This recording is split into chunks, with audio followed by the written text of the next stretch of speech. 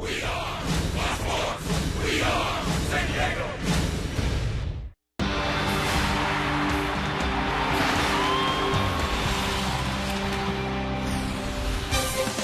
Well, it's certainly good to be back home here at Petco Park after a 6-game road trip. Padres went 3-3, starting a long 9-game homestand here at Petco as the fans are coming in for Game 1 of a 3-game set against the Arizona Diamondbacks here in downtown San Diego, California.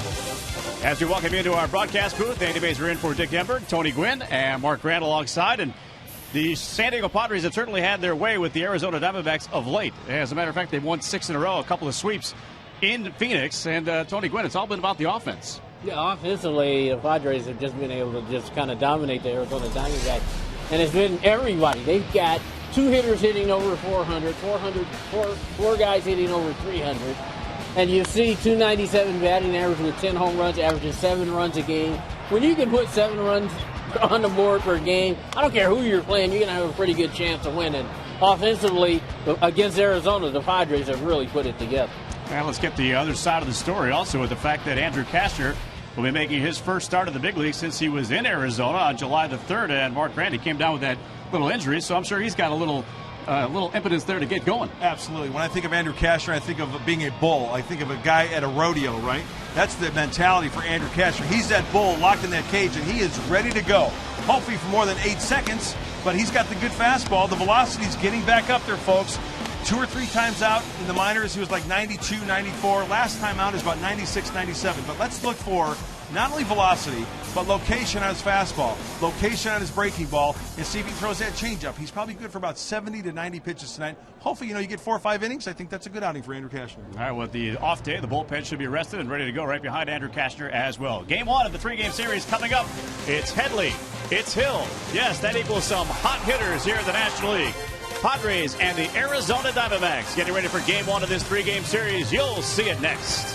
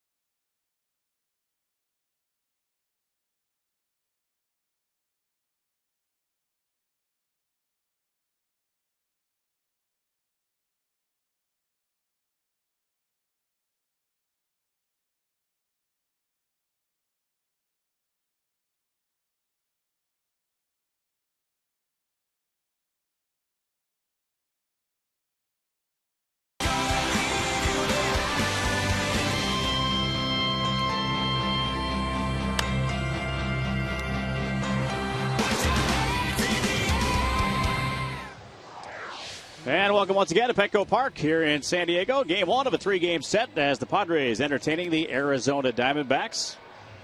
Kirk Gibson, third season as the manager of Arizona, will send out this lineup here against Buddy Black and the San Diego Padres. Adam Eaton, the young left-handed center fielder, will lead off. Aaron Hill batting second and second base. Jason Kubel in left field bats third. Justin Upton in the cleanup spot in right field. Miguel Montero hits fifth behind the plate. Chris Johnson at third base batting sixth. Ryan Wheeler at first base still bats seventh. John McDonald, the shortstop, hitting eighth. And Tyler Skaggs, the youngest pitcher in the big leagues right now, facing Andrew Kashner. Well, the heart is pumping. The adrenaline is really pumping for Andrew Kashner. You see his numbers this season. Ironically, it was against these Diamondbacks when he pulled up with that sore lat. And he's ready to go. Good numbers as far as the whole record is concerned. 214 opponents hitting against the right-hander. Hopefully good things tonight for Andrew. And Adam Eaton will. Name may sound familiar to Padre fans. No, this is no relation to the former Padre pitcher. And the first pitch of the game hit foul and out of play. And we're underway. Only a couple of games played for Adam Eaton, but he does have 4 hits in his first 2 big league games. And some around Arizona said that he's kind of breathed some life into this group. It kind of sounds like the situation the Padres were in earlier in the year when they had some youngsters come up and breathe some life into that clubhouse and on the field. Well, last night's game, excuse me, Wednesday night's game against the Giants, when Trevor Cahill had the no-hitter going, Eaton made a great play to end the bottom of the 6th inning to at least give him another inning of feeling like he had a chance to pitch a no-hitter, and that was a great play. Kind of invoked memories of the play that the kid made for Matt Cain in the perfect game. Yeah, Gregor Blanco. Yep. Yeah. And diving on that warning track out in right center to preserve the perfect game. Kastner hits the glove, but it's off the target. You know, I'm hoping that Andrew Kastner is not a victim of the foul ball, and he can fall. You know, a lot of pitchers who throw hard can fall into that trap. They just get a piece of it, and it makes the pitch count go up. Forsythe will handle that one on to first in time, and 1 away. Take a look at the Padres defense, brought to you by Mazda. Jesus Guzman in left, Maven in center, and Orfia is in right. It's Henley, Cabrera, Forsythe, and Alonso around the horn from third to first on the infield. And Andrew Kashner, good to see him back out there throwing to Yasmani Grandal. Carlos Quentin was in the original lineup that we really didn't see, but Buddy Black saying before the game today that Carlos Quentin had a little reoccurrence of that irritation in the right knee and is sitting this one out, available to pinch hit as he was the other night in Los Angeles. And a first pitch swing. And Guzman out number 2. Oh, you love those first pitch outs, huh? Yeah, especially with Aaron Hill. This guy has been hitting a ton. They did a nice job, the Padre pitching staff over in Arizona. And I'm not going to look up stats, but I can tell you, of that 3-game series, he must have gotten only 1 or 2 hits. One of them was a home run, but it didn't hurt him at all. The only stats you really need to look up is they've won 6 in a row against them. And, you know, the way Aaron Hill and this guy right here have been swinging a bat, you know you're going to have to keep them in check if you're going to win games. Well, velocity so far, Mo, we see now up to 94 on the fastball. Good. Change up. And he just looks free and easy right now, too. Yep. That's another good sign. So, you know, again, Padres coming off winning 2 or 3 in L.A., have an off day yesterday, and now you want to get right back on track doing the things that you were doing to win games.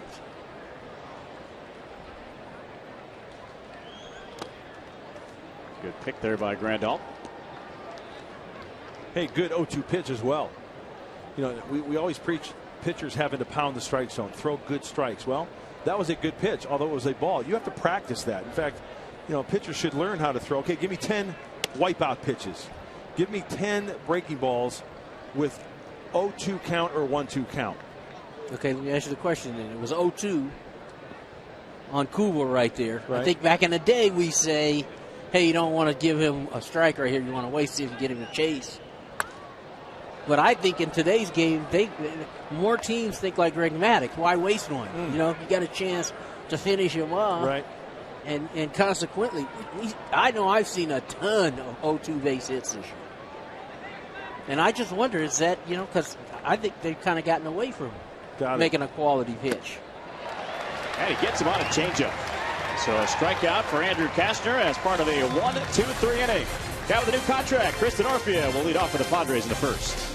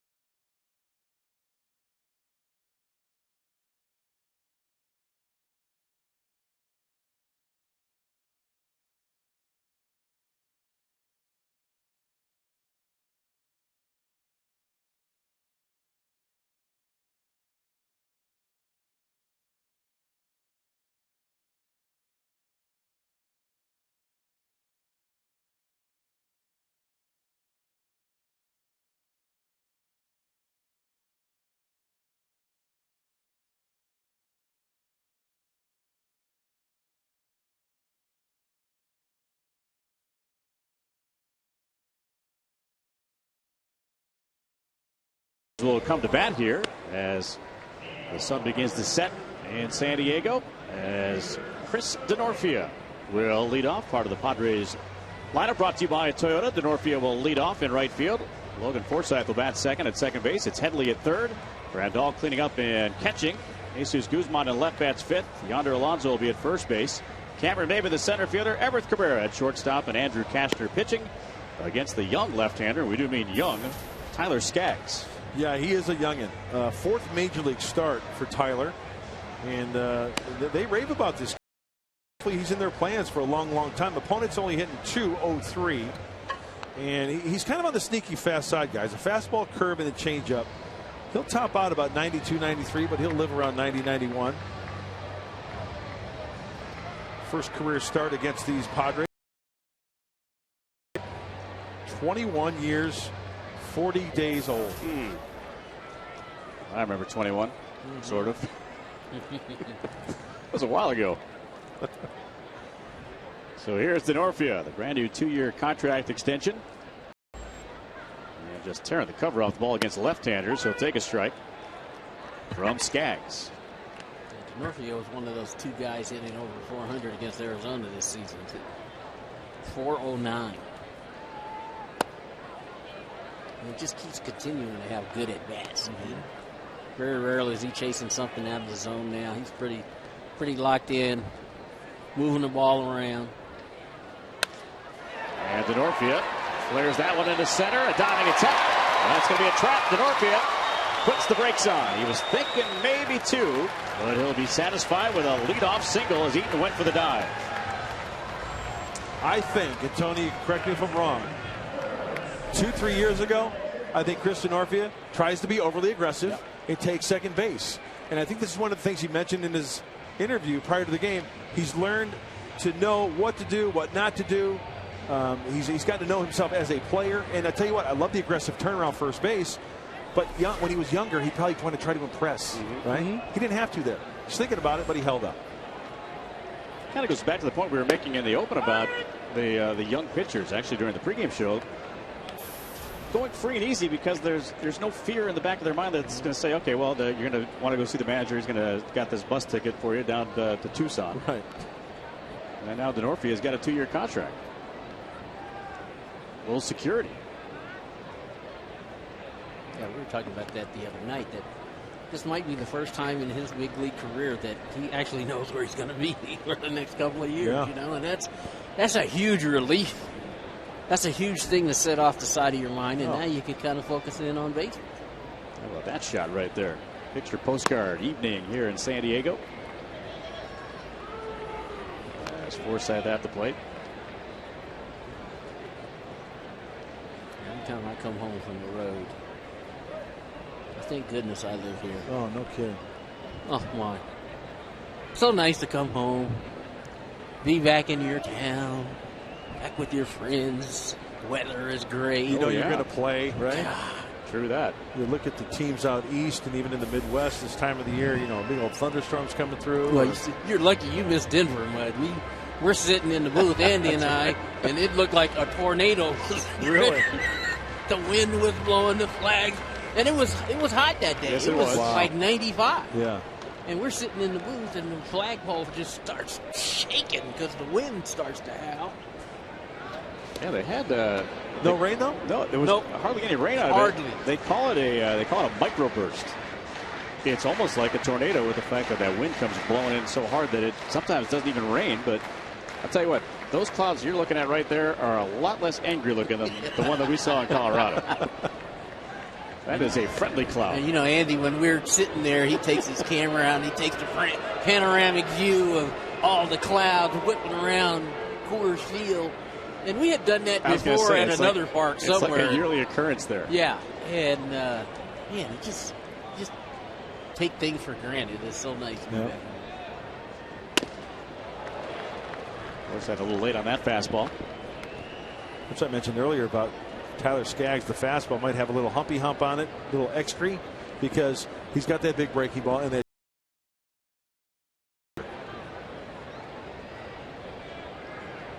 Let's see if these Padres lay off the breaking ball as well, the curveball, because he won't throw it for a called strike many times. Change up that time. I was talking to some folks around the Diamondbacks about Skaggs that, yeah, he does have that change. He doesn't throw it all that often. He basically relies on the fastball and the curveball. He looks like a bad boy, doesn't he? He looks like he should be putting the equipment out on the on-deck circle. He looks so young. Tall and lanky, 6'3", 197 pounds. At the time, it looked like a good deal for the Angels. Dan Herron going to Anaheim. This youngster, Patrick Corbin. Also, Joe Saunders coming the other way. Hey, good deal for the D-backs. Absolutely right. There's that big breaking ball. Missed high. Red hot Chase Headley is on deck. National League Player of the Month for August. And it started September like he wants another one. Yeah. Closing in on 100 RBIs.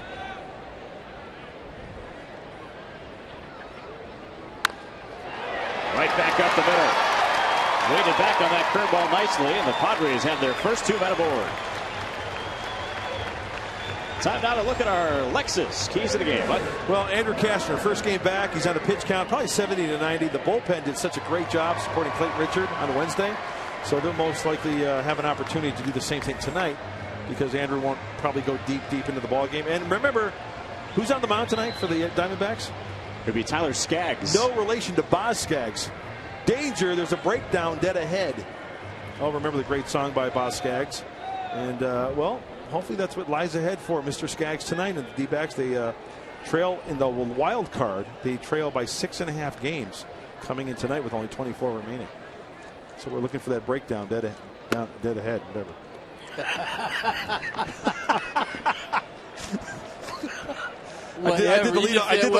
I did the Lido shuffle on you there. Yeah. Just don't go dirty low down, you know what I'm saying? It's all good. Always good to work some Boz Skaggs into a broadcast. Headley roll that one foul. Well, we got the Fox Tracks working tonight, brought to you by my good friends at Southland Technology. The best in audio, visual for your home or office. Look at that shot there. Watercolor shot, huh? Beautiful.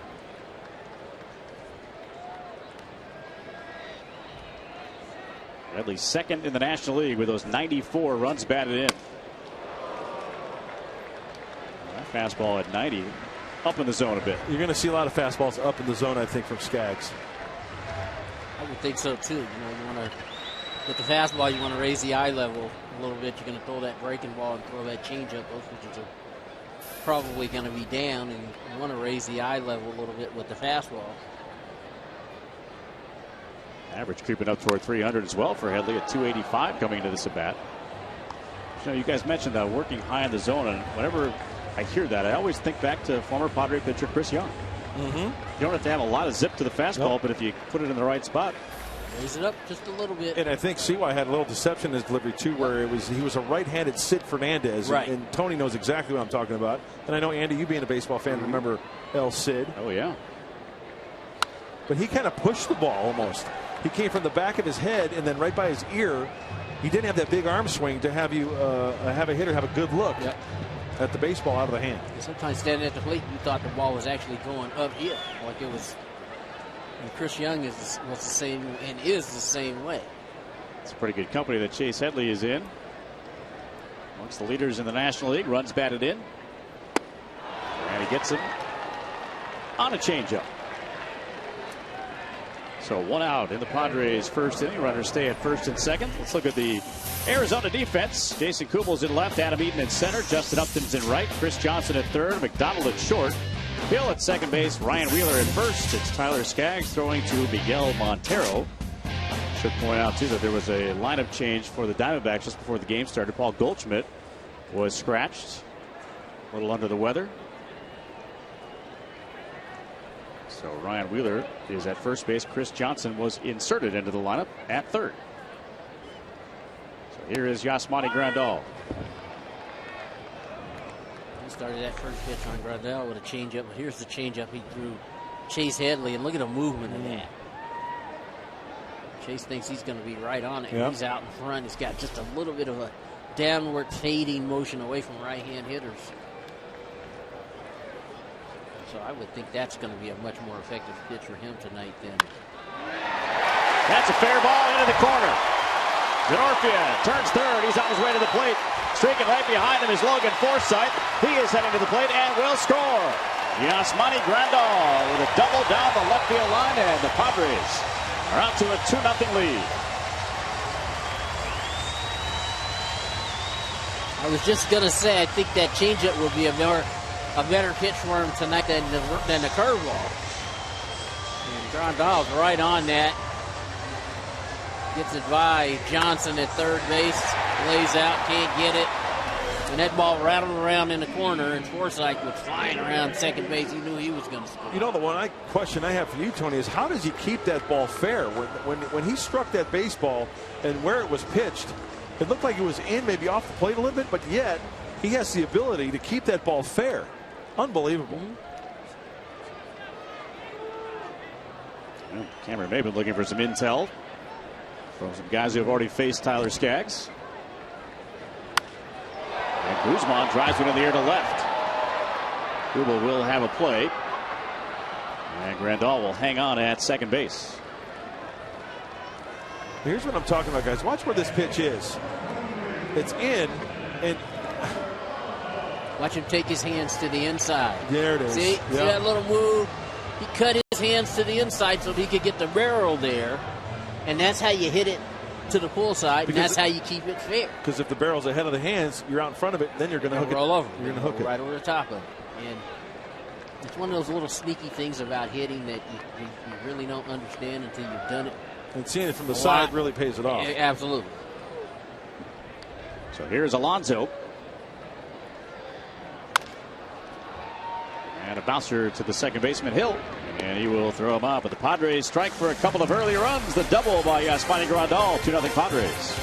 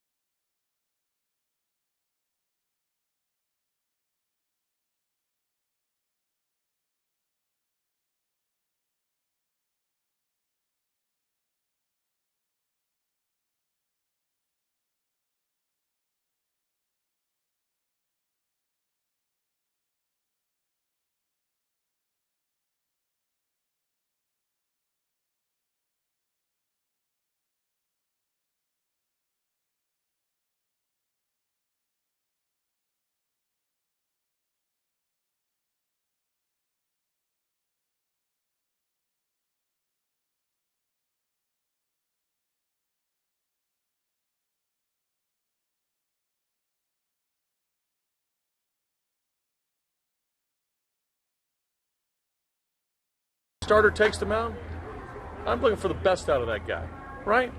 All the time. And Cash has it in him. You know, he's got a good arm. He's got a lot of talent. But his pitch count's going to be limited, 70 to, hopefully he can get to 70, 80 pitches, 82. I mean, we'll see where we are with the pitch count. But if he's efficient, hopefully he can get through 5 innings for us. But his arm feels good. He's ready to go. That's our Geico quote of the game coming from skipper Bud Black. And you know what? So far, so good. Even though it's only been 1 inning, he's looking smooth out there, looking comfortable out there. So hopefully if Andrew can stay the way he is, he can cash in his first outing since July 3rd. Gentlemen. All right. Thank you, CS Keys. After low of the first pitch here to Justin Upton. That was cash money. Nice going, CS. That's a big key for Andrew, not to overthrow him. The location inside with a changeup. Well, let me ask you, too, because the fact that when we first saw him go into the starting rotation, when he went to San Antonio, Andrew Kashner said, listen, I got to work on fastball location, work on holding runners on, but I have to work on using all my other pitches. Yep, and that's going to make him a better starter. I mean, that was good location right there, even though he missed. And we've talked about this many times. When a reliever comes in, it's usually runners on base. You want to bang, bang, bang, get in, get out. Usually you're a 2-pitch pitcher. You go with your heater, or you go with your wipeout pitch. Well, now the challenge for Andrew, if he's going to be in the rotation, he's going to have to face lineups 3, hopefully 4 times. Yep. So he's going to have to mix it up, and I think that's where the changeup is really going to be beneficial to Andrew Kashner. I agree. Kashner was a reliever at TCU, closer. He could get away with fastball slider. He didn't have to throw a changeup. Cabrera will play the hop. Throw low, and it cannot be dug out. That is going to get by Alonso. And safe at first is Upton. That will go as an error on Everett Cabrera. And see, that's one of those balls where you have time. Everett Cabrera's got time to set his feet and make a strong throw. And you hope a guy like Alonso will learn to be able to save his fellow infielders by kicking that ball right there. But he had time to set his feet and make a stronger throw, and he didn't. And consequently, leadoff man gets on for Arizona. Upton does have some speed over there, 13 steals. Well, now the ideal thing here is to get a grounder at one of the first 2 pitches and get a double play ball. This is the case where a pitcher needs to pick up the infielder, make a good pitch here. But against Miguel Montero, Diamondbacks catcher. Well, if you're thinking about the double play guys, Montero has grounded into 13 this year for the Diamondbacks. Chris Johnson leads in that category with 16. So get a grounder here, Andrew. We'll see how effective working on holding runners is for Kashner. And he has fallen behind 2-0.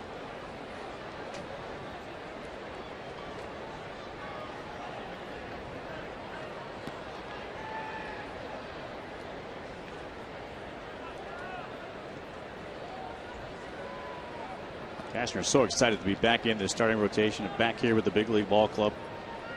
Frustrated by that injury. Now it's 3-0. 2-0 changeup to Montero.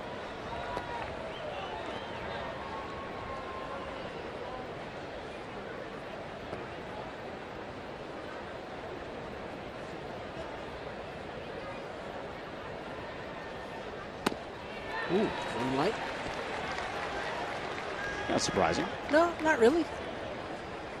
Not really. You got a guy that's throwing, 96, 97 miles an hour. You got a guy who's capable of hitting the ball out of the ballpark. And, hey, 3-0, you figure he's going to come in there with a strike. Hey, let him go ahead, take a whack.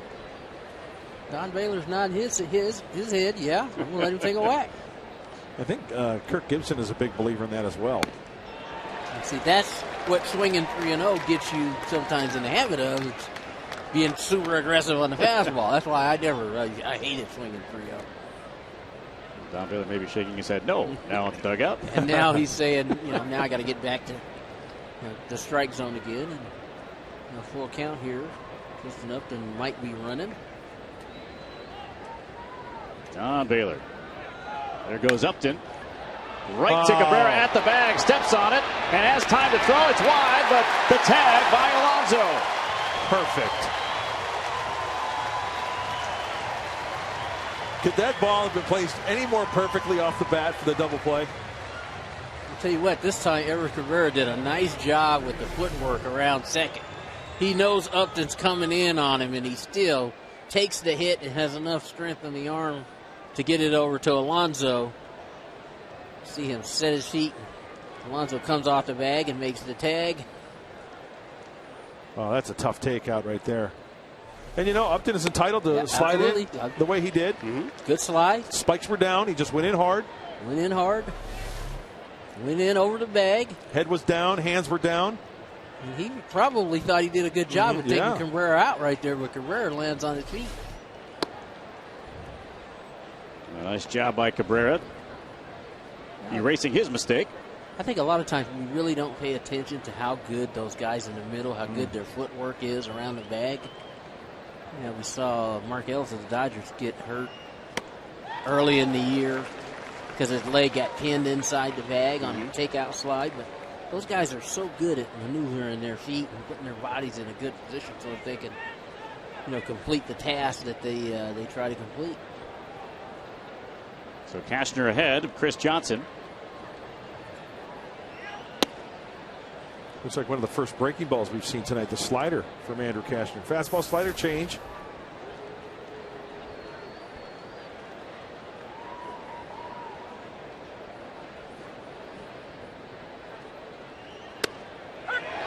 Right down the middle, paralyzing 94-mile-an-hour fastball. And the inning is over. Everett Cabrera helping turn a nifty little double play right there to get the Padres out of some trouble. It's 2-0 Padres.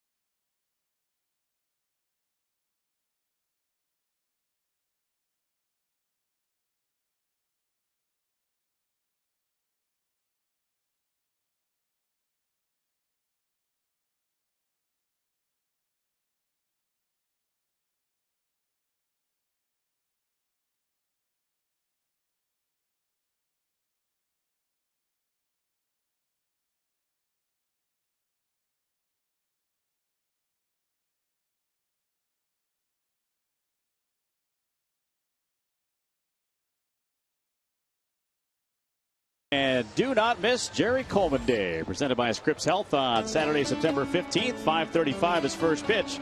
Padres will celebrate the legendary baseball broadcasting career of the Colonel himself, Jerry Coleman. Make sure you're in your seat 30 minutes before the game, a pregame ceremony before the Padres will take on the Rockies. Your tickets available right now, Padres.com or 619-795-5555 as the Colonel is giving young Josh Issue some baseball lessons in his booth right now. He gave me some earlier today. Ah, the Colonel.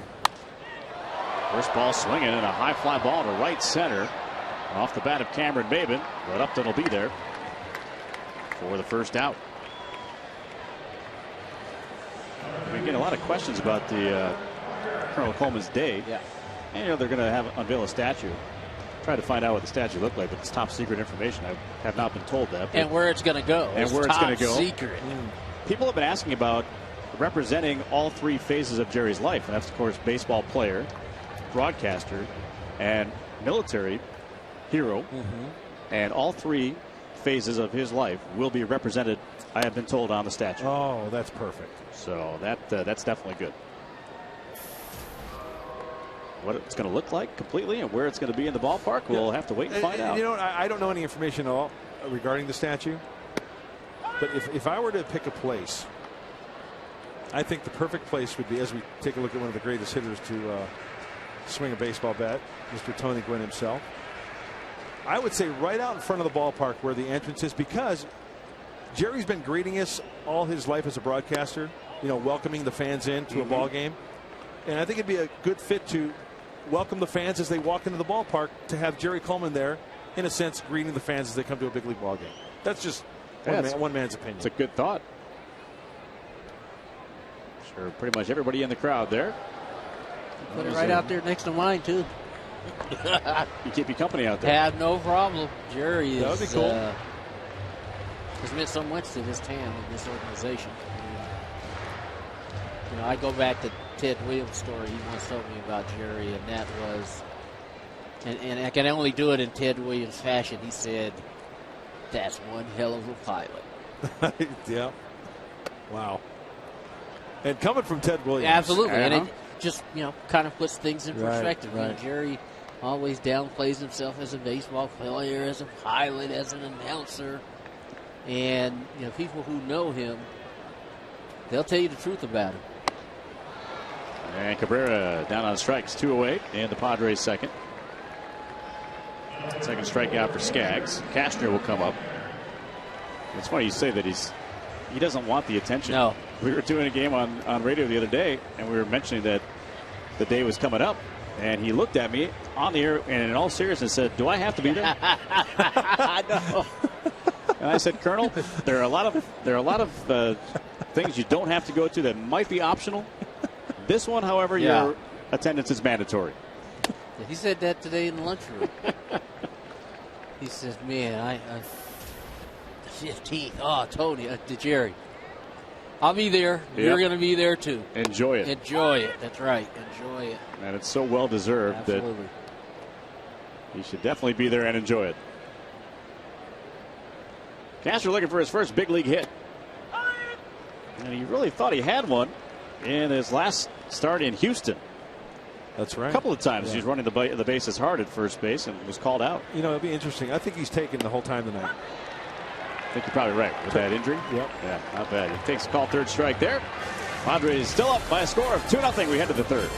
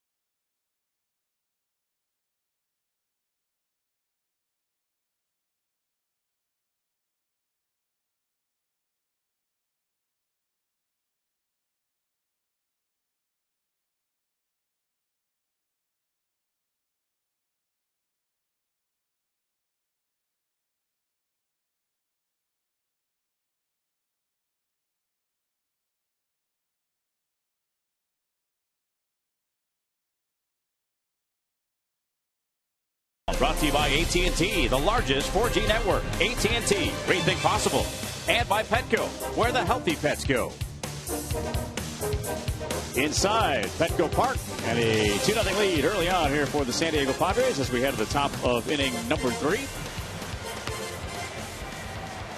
Nice crowd on here for a Friday night. Always good to see the kids here. Always having a good time at the ballpark.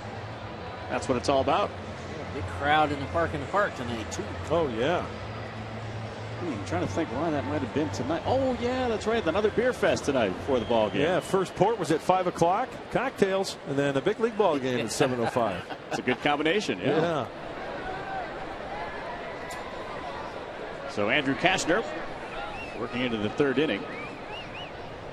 Again, as you heard, he's going to be on a little bit of a short leash here with the pitch count.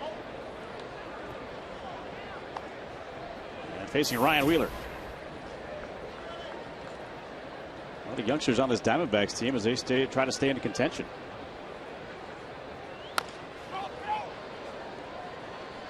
And right to Alonso at first base. And 1 out. John McDonald is coming up. John McDonald was involved in a little bit of an incident yesterday as the Diamondbacks and the Giants were wrapping up their series. On this play heading into 3rd base, and Sandoval got tangled up a little bit. The bench is emptied. And in most baseball fights, you don't see a whole bunch of punches unless it's the '84 thing between the Padres and the Braves. But this had nothing to do with that. Just watching that on video, it just looked like McDonald was trying to pull up. Yeah, it looked like he got tripped up a little bit. Got his seat caught up underneath him, and he kind of flew forward. It actually looked like he kind of tried to go exit stage right to kind of get out of his way, and he put his arm up to kind of protect himself. Now Cabrera with another chance. It was a strike this time over to Alonso. 2 away. And I know there were a lot of people involved in that, but you know what I look at? Is McDonald's, he's getting tripped up, trying to go to the right a little bit. He put up his arm to kind of protect himself. And then Sandoval, hey, if you're going to get in his face, go after. Oh, did he spit on him too? It looked like he spit towards him. Anyway, look who's in the middle of it all. Matt Williams. Does that surprise you? No. Oh, I know. That's why I said not at all. He was right in the middle of that thing, trying to.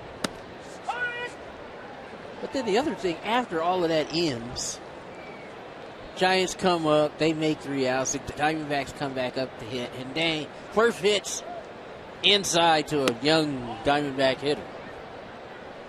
And again, it's you got a team that's fighting, trying to win the division. You understand where that frustration might come from. The Diamondbacks trying to stay in the heat of the battle here, but. I just didn't see very much in that. I thought he was, like you said, man, I thought he was trying to get out of the way. I think so, too. And, emotions get a little high, and the next thing you know, both dugouts are empty. Gets him looking. Strike 3 called, and the inning is over. 1-2-3 on an 8-pitch inning.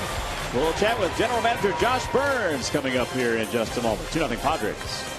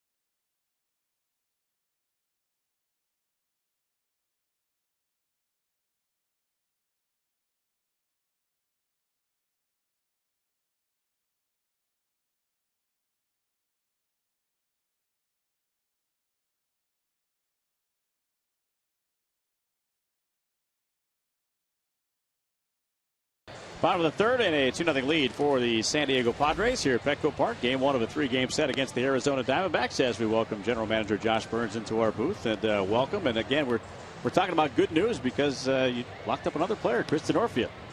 Yeah, it's exciting. I mean, it's hard to sign players, buy out free agency. But, you know, we got a lot of momentum. Our players like playing here. They feel like our team's headed in the right direction.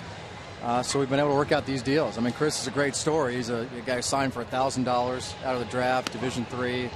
Really had to work his way. Came to the Padres originally as a minor league free agent. And has turned himself into a very good major league player, a guy we didn't want to lose. So we're happy to have him. And once again, Josh, what this does for everybody, the fans in particular, but some continuity. Yeah. You know, Maben, you signed Lupke, and now I'm drawing a blank. Chris Denorfia, for the love of Pete. So the continuity there. Fans can go into the offseason thinking, you know what, these guys are going to be with us next year.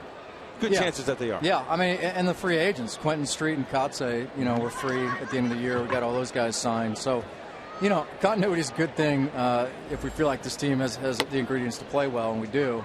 And again, it takes two to tango. I think the players, you know, really want to be here. And guys like Quentin and Street, I mean, these guys are all-stars heading into free agency. They wanted to be here. Mark Kotze's had a great career. He wants to be here.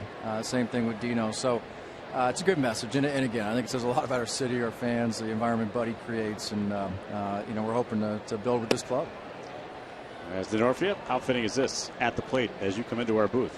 It's almost like we drew it up that way. Well, he started us off again tonight. He got Kershaw the other night. So it's always good to score first. I know you're excited about this club right now, Josh, and the way they've produced. And you would hope that opening day was on June 10th because, you know, the Padres were playing like they have been. But next year, I want to ask you, talk about tough decisions. You'd rather than be the other, say, oh, who are we going to have in left, or who are we going to have in right, or who's going to be three, you know, we need to fill 3 of the 5 spots in the rotation. There's going to be some tough decisions next year. A lot of tough decisions. I mean, we'll see how a lot of our starting pitching comes back. You know, Casey Kelly healthy and getting his feet wet, Andrew Kashner, and then some of the guys who pitched, you know, have done a great job. Eric Stoltz, Andrew Warner, guys like that. So we got some real decisions to make. Guys like Kyle Blanks, James Darnell coming off of injury, Nick Hundley coming back from his injury. But you know, it's a good problem to have. But you know, we were talking about today. I think there's a really good feeling around our team. And as it was, you know, 09, 010, there can be a carryover. But you know, we'll start out 0-0 next year. So you know, we're not going to pat ourselves on the back because we played well for a few months. We realized, you know, it probably created some confidence and expectations, and that's fine. But we got to go out and do it next year. Logan Forsythe at the plate. And Josh, you mentioned the job that Buddy Black has done. And I think that kind of goes without saying, just the fact that it's his leadership that kept everybody together. But the injuries that you mentioned mainly hit the pitching staff. And Darren Balsley never gets a lot of credit in the national media, but we all know what kind of a pitching coach he is here. But what kind of credit do you give him to keep this bunch together? Incredible amount of credit. I mean, I think Darren, above all else, is a positive guy. I mean, he's a problem solver. And believe me, for many nights after the game, we'd be sitting there trying to map out the next few games, knowing we had to make roster moves, and just no frustration. Some guys he knew better than others as we called them up or acquired them, and such a pro, such a positive guy, and he definitely deserves a lot of credit. You know, I talked to Darren today early, gave him a phone call because I wanted to get some information on a pitcher. So I call him, and he's in his car. It was like 11:30 in the morning, on his way to the ballpark. I mean, it's a 7:05 game. And here he is going to the ballpark, first game of a series, because they've got a lot of work to do with their coaches. And I thought it was a great article in the paper. I think it was today regarding, you know, Buddy and what he does and has his coaches meetings and how much hard work these guys put in to get ready for a series. There's no doubt. I mean, you know, Darren has a history as an advanced scout. So do I. So I think first day of the series, he spends a lot of time game planning, going over our report, looking at video, and that's a big part of the game. And you know, obviously, what you know, he takes the information, he tailors it. And then hands it off to our catchers, and ultimately they've got to run the game with the pitcher, and it's something we all believe in very strongly. We talk about it a lot. It's immeasurable how well you're doing, but I think the more you talk about it as part of your day-to-day, you kind of replay the game like, hey, we really executed here, or maybe we pitched them wrong in that particular instance. Padres up 2-0 here in the third, visiting with General Manager Josh Burns. And Logan Forsythe swings and misses. You know, you go back to the trade deadline. and everybody was talking about Headley. And I'm sure you were getting phone calls, but you always had said that it was going to take a tremendous offer to get him moved. And now they say some of the best trades you make are the ones you don't. And obviously Chase had a great August and has carried over to September. Yeah, I mean, there's no doubt. I mean, we as almost any GM would, we at least explore ideas. We just, on a lot of our players, Chase included, my sort of standard answer was, we value him at a very high level. If you show us you value him more than that, there's a conversation. But these are not guys we're looking to trade. Obviously, Chase has played exceptionally well since the trade deadline. But again, I think that's a lot of credit to him and our group. I mean, he talks about a lot of reasons why and the experience he's gained and being more aggressive with our team. Carlos Quentin hitting behind him, a lot of things, and and a good problem to go back to what Mudd was saying. I think a lot of those trade rumors were based upon the fact that Jed Jerko is playing really well, and here's a prospect who's knocking on the doors. So we've got to figure out how to blend him into our roster. But no doubt, we're glad we didn't make that trade. Well, you mentioned Jed Jerko, and it's after September 1st. Give us an update on the minor league teams, how they're doing, and are there going to be any other call-ups? I mean, you might not be able to answer that question, but how are things going on the minor league side? Yeah, more than likely no more call-ups. I mean, Jerko's a complicated one because he was a 2010 draft. We don't need to protect him on the 40-man roster. As Forsythe gets another hit. Orpia heading toward third, and he'll get there. So Forsythe, 2 for 2, and runners onto the corners here with nobody out for Chase Headley. We're not sure we would have had a lot of at-bats for Jerko, so to use up a roster spot, which now names like Werner or Burns or Vincent or Lane, guys you don't want to expose to waivers, we decided just to keep the roster spot instead of just bringing Jerko up. I talked to Jed the other day, explained it to him. I think he understands. I think when it's his day to play in the big leagues, he'll be ready and be confident. But it's one of those things, again, I think the depth we have, it's just a sort of a 40-man management decision we had to make. Did you think this team would be where they're at right now, Josh, on September 7th after the first month and a half, 2 months? Probably not. I think you kind of, I've been a part of a lot of seasons. It seems like the momentum of a season, sometimes it's hard to reverse it. If you're going well, you keep rolling. If you're not, it's hard to get yourself out of that again. I think Buddy did a fantastic job, and we were able to change that momentum. So, there's no doubt. April and May were very rough. We weren't what was going our way. But to give our guys credit, our players credit, there was no pouting down there. We just kind of kept showing up, and even the last few weeks playing against teams in contention, I think, has been all the better because now we're playing against teams that are really fighting to get in the playoffs. Really swings and misses, nothing in 2. We talked about the injuries and just the fact that at the start of a season you can never obviously anticipate that most of your starting rotation is going to go down, but it's credit to you and your staff and your scouts to go out and get what you like to call organizational depth to go down to the minor leagues and call up a guy like Ross Ollendorf or at this time Eric Stoltz, and it kind of goes unnoticed, but yet those guys have done the job. They have. Almost all those guys have stepped in. I mean, Jason Marquis has done a great job, and Andrew Warner's a great story. I mean, here's a guy who was not even drafted. We signed out of independent ball. But it was a year like none I've seen. Our AA team last year won 100 games. Was a dominant team in AA, and Casey Kelly, Joe Wheel, and Robbie Earl and Juan Aramis, young guys, that rotation that pitched so well, and all those guys got hurt. So our young depth all got hurt. It just we had to go outside to find a lot of guys. I guess that kind of all goes back into the same deal. We're talking about Buddy Black and talking about Darren Balsley getting those guys ready to go right away and buying into what they're preaching down there. Well, again, I think it's Buddy's so bright. He's been around the game, and Darren's so positive. So players they're not as familiar with, I think they trust the information they're getting, and it's hard to put a guy in a major league game. As Headley drills one deep left field, that ball is way out of here. Almost into the paint can out there at left. A 3-run shot, and the Padres up 5-0. Thanks, Josh. Yeah. For not trading Chase Headley. That's why I like to come in the bottom of the inning. Only good things can happen. RBI 95, 96, and 97 on his 25th home run of the year. How sweet is that going to be for Chase Headley? If he could finish the year 30, 100, and he's almost going semi-gloss on us.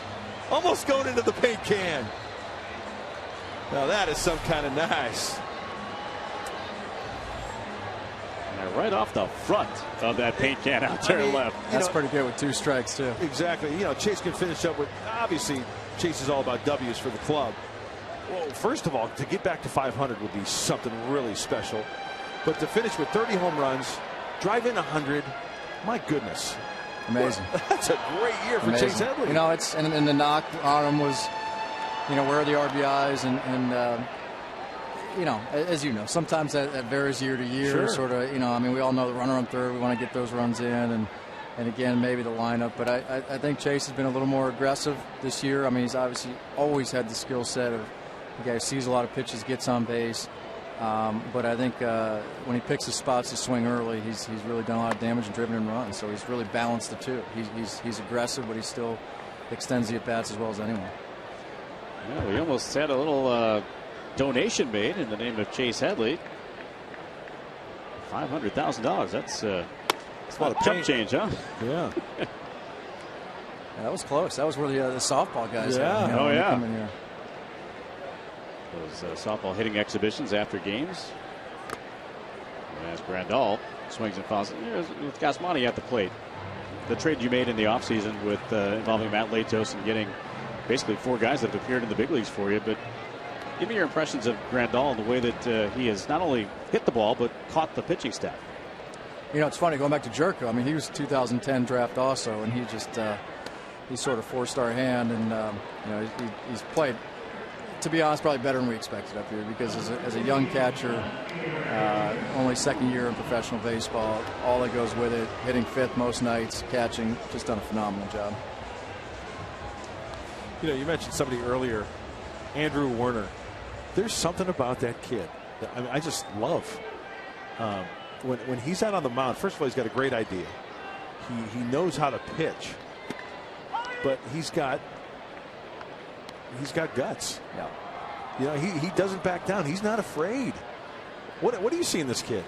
I agree. You know, I mean, again, it's an unbelievable story that he's in the big leagues, and even in 3 starts, I think his first start was pretty good. We were talking about, well, maybe getting the ball to the left side of the plate, having better playing against left-hand hitters, strike break. I mean, a few things that you can get better at. The big leagues will show you that. And sure enough, it seems like he's made those adjustments very quickly. You know, as you know, it can go either way. A guy can get nervous and back off. He seems like he wants to seize this opportunity. Mm-hmm. And another tremendous story. I mean, a kid that really basically came out of nowhere. He's pitching independent ball.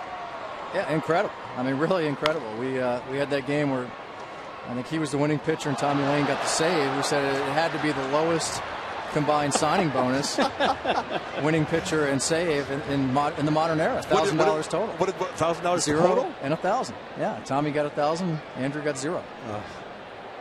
And that story goes through there. Warner, to come down to the tryout, had to borrow money for the plane ticket from his dad. He didn't have the money to play for the ticket. Yeah. It makes me think. In the spring of '95, when we had the strike, and I was running some of the tryouts, I was working for Cleveland.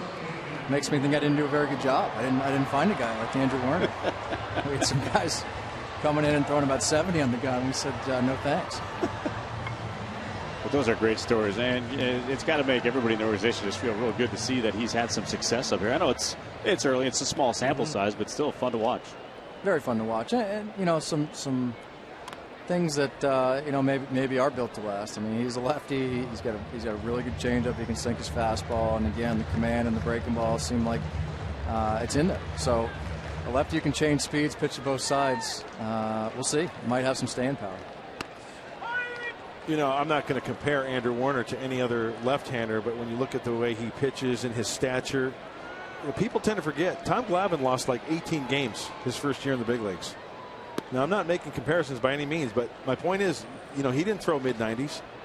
He worked both sides of the plate. He threw that changeup. He had a nice little breaking ball he would flip up there. And he learned on the job quickly. You know, it wasn't easy street for him his first couple of years in the big leagues. Yeah, we'll take it. I mean, it's funny. Any young lefty with a good changeup, it's like you go right to Glavine. And, you know, sometimes in a draft room, we're like, there's only one Tom Glavine. Right. You know, but it's a lefty who really has a nice changeup and then has that feel to sort of rock the hitter back and forth. Those guys can pitch a while. Skaggs is missing up quite a bit here in this inning. I remember Darren Balsey and I having a conversation about a left-hander back in the day by the name of Jimmy Key. Sure. He and I think he kind of, Darren, that is, I think he kind of compared Warner to a Jimmy Key. The way his repertoire and the way he pitches. We'll take that too. Yeah. It is fun. I mean, even Eric Stoltz is he's 32. He's been around the block, and it's fun. We had Max Fried, our first-round pick, the other night, and we're pointing to guys like Stoltz and Warner and some of the things they do as left-handers that make it tough. And Alonso makes that one into right, and Upton there to make the catch and end the inning. Well, Josh Burns, you brought us 3 runs. All right. Thanks a lot. We appreciate the visit. Thanks, Andy. Josh, Mike. thanks. Good luck. Padres lead it by the score of 5-0.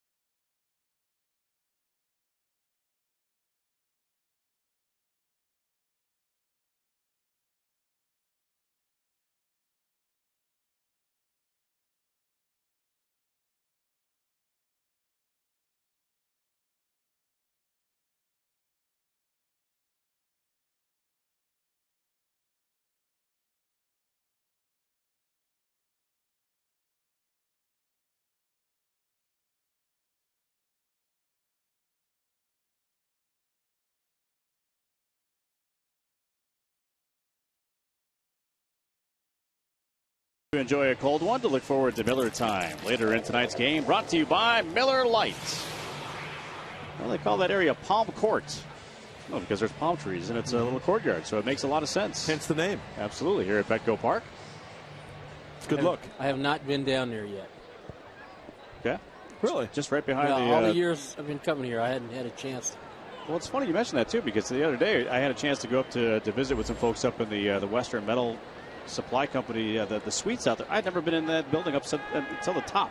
They're awesome. I've been through the All-Star Grill up there, but never into one of the suites, and they're nice. Yeah. Really nice. Great way to enjoy a ball game with a group, family or friends. Something about Padres.com/suites, I believe. Yeah, 619-795-5555. Well done. You got a future. Sweet. Here's Adam Eaton to lead off the fourth. Other scores from around Major League Baseball flashing up at the top of your screen. Some good races coming down the stretch, and there's a swing and a miss. As Grandal will complete the out at first base. 4 strikeouts for Andrew Kashner. And it's time now for our AT&T trivia question. We'll ask it to you now and answer a little bit later. How many different players have had 25-plus home run and 100-plus RBIs in the same season with the Padres? Chase Headley has the 25 homers and is getting really, really close to the 100 RBIs. Oh, he's going to get there now. Oh, yeah. So ponder that question for a moment. And we'll bring you the answer shortly. Guys, going back to that bottom half of the third inning for the Padres, you know what really sticks out in my mind? I mean, it's going to be obvious, but I want to put another point in there. The 3-run shot and nobody out. He hit the 3-run home run and there was still nobody out. You got to love that. You talk about getting a team when they're down. Right? Here's what's been happening is that the guys at the top, and I talked about it in the open, Denorfia hitting 409, Forsythe hitting 417 against Arizona. You know, a walk, a base hit.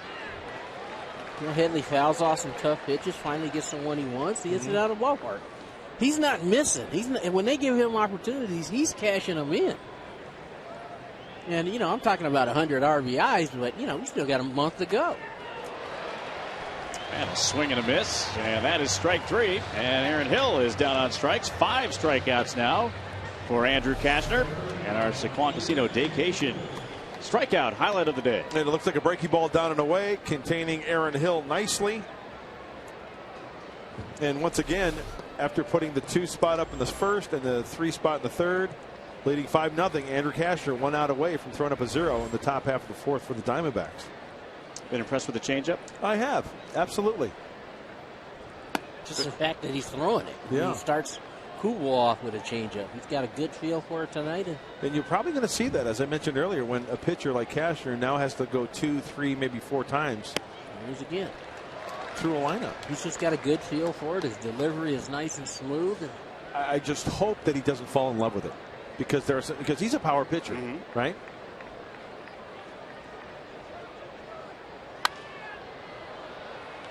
Goes right back to the fastball. And tough. Did you see the Fox tracks on that, where that fastball was? I mean, it caught a lot of the plate. I saw the swing. He was late. Exactly. Yeah. No, that's my point. Yeah. Exactly. He was real late.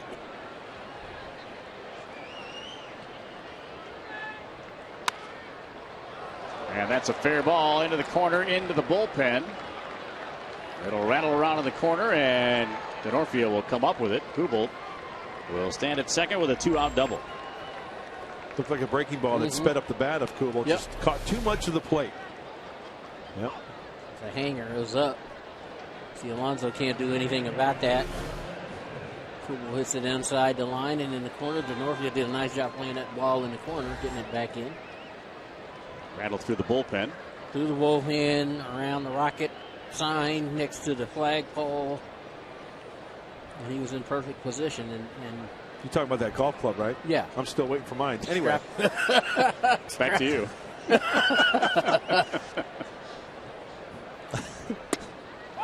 There's a good strike on the outside corner. And the changeup.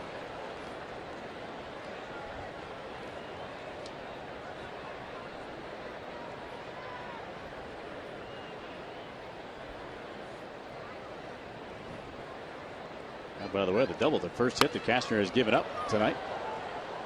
Here into the 4th inning. And the pitch count rather efficient. Yeah. It's going to be 50. It's a good thing he's giving up that hit now, because I'd hate to see what happened later if he hadn't. And that pitch count started to come up a little bit. Creep. Yeah.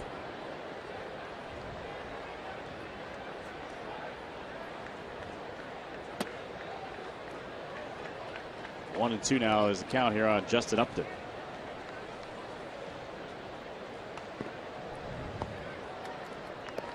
They're still repairing that divot out in right field at Chase Field, the one that Upton took out of the ground there in a diving attempt at a ball.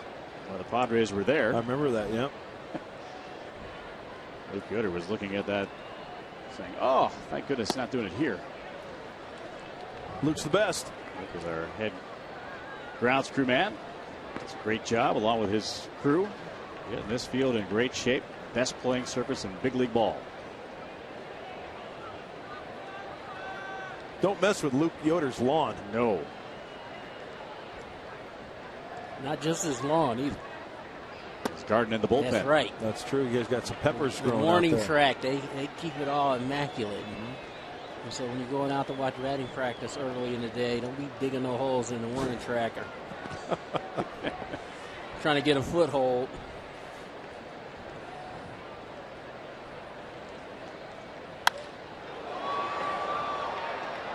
Maben is under that one. He's got it.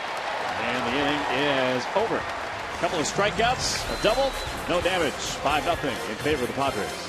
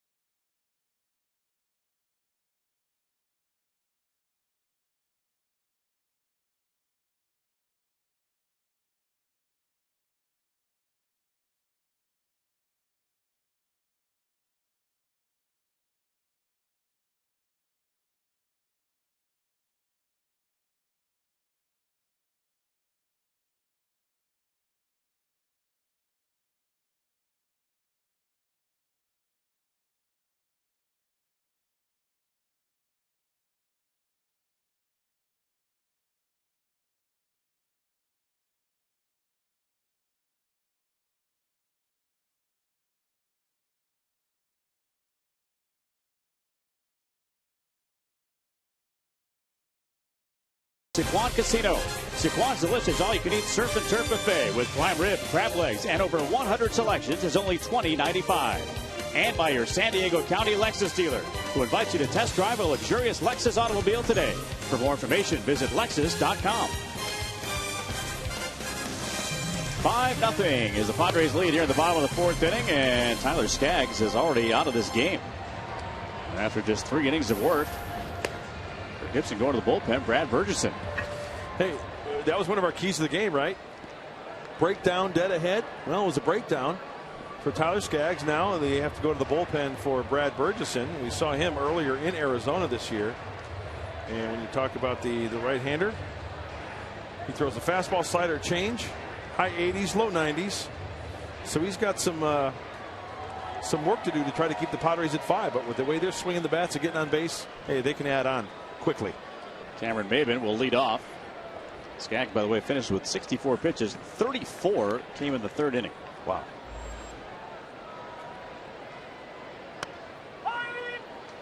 And it kind of presents a little bit of a quandary, I would guess, for Kirk Gibson, as Andrew Kashner waiting patiently on deck, actually in the hole, as Maven rolls one out to second, and he will be on number 1. We'll bring up Cabrera.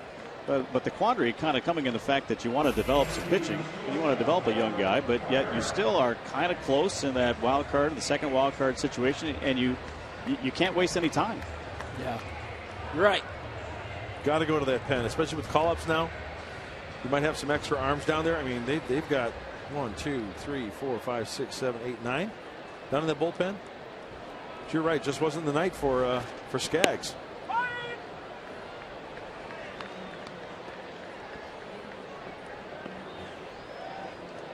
Cabrera struck out against Skaggs back in the second inning.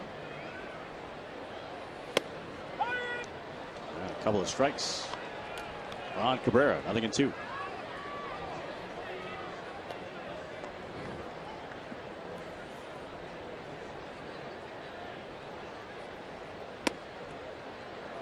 Trying to work its way back over the plate, but just inside. Getting like a low angle fastball, just trying to keep the ball down.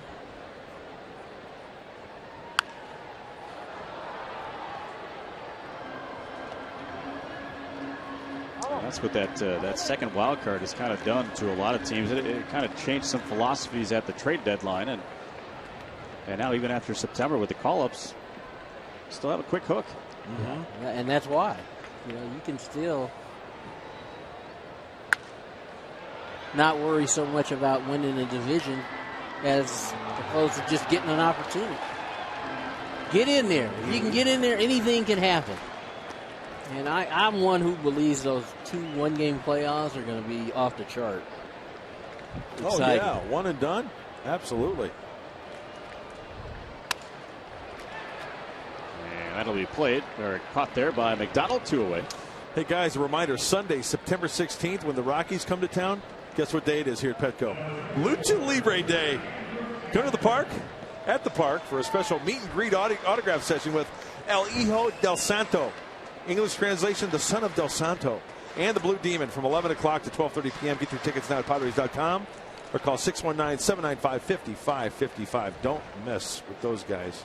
I'm looking at that pick. That could have been you and Sweeney today. Yeah. I would, getting after I would throw him into the turnbuckle. I'll tell you Y'all what. are getting after it today. I would throw him over the ropes. Figure 4 leg lock. Forearm shiver. Put him in the scissors. He'd have no chance.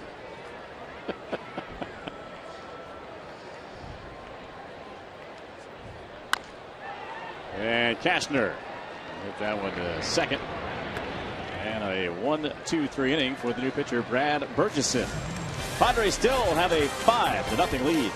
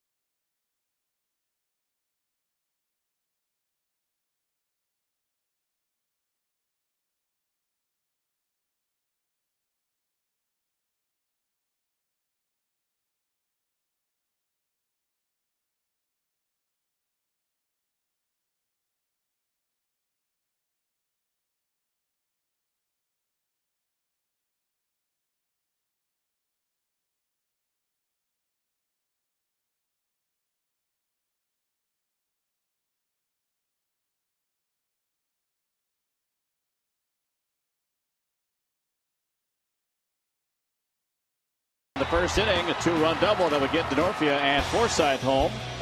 And then in the third, Chase Headley just unloaded on that one. A 3-run blast near the paint can out in left center. And the Padres built themselves a 5-0 lead. A little help on defense as well after Evan Cabrera committed an error. He made up for it with this little nifty double play turn behind Andrew Kashner. Able to keep the Diamondbacks off the board as we head to the top of inning number 5. Padres and Diamondbacks in game 1 of this 3-game weekend series. You know, one of the questions, guys, that I posed to Josh Burns, the general manager of the San Diego Padres, and we've seen crazy things in this game, right? Let's take a look at the line score, which is some kind of nice. The Padres 64-74 going into tonight's game. Yeah. I mean, you know where I'm going, right? And yeah. we've seen crazier things. Yes, sir. But if this team were to crawl back to 500, I said that in Colorado. Yeah. You know, we lost the last 2 games in Colorado, and then we lost the first game in L.A. And it looked like, okay, now, you know, maybe they've cooled off and things are going to start heading in another direction. And don't get me wrong, a lot of things are going to have to go their way. Yeah. Yeah. Which has, right? But when you look at the things that have to go your way, number 1, pitching. They're throwing the ball extremely well. Number 2, you got to have a bullpen. Bullpen guys are throwing strikes, getting guys out. Third thing, offensively, you got to be able to put runs on the board. And you got to capitalize on the opportunities that you're getting. The Padres are doing that too. This is the team that nobody wants to play coming down the stretch. We can say what we want. You know, people are changing their rotations, trying to get the right guys against the right teams. And, you know, we just came out of L.A. Dodgers did not want to play the Padres. They know they got 3 games left with the Padres. They don't want to. Nobody wants to play this team right now. And then you got Arizona again on the road, and San Francisco and the Dodgers and the San Francisco Giants come to town in late September. That'll get into center for a lead single for Montero. To me, when you look at that schedule, the hardest 3 games to play are going to be the last 3. In Milwaukee. Those will be the hardest games for the Padres to have to play. Unless they're in a position where they can finish at 500 or above 500. Right. Those will be the hardest games they'll have to play. Because the rest of them, Arizona, St. Louis, Colorado, Arizona, San Francisco. Yeah, those are all teams, that are in it. Yep, exactly. Except for the Rockies, but the Rockies won 2 out of 3. Yeah. Just Cabrera nearly making another spectacular play, knocked it down.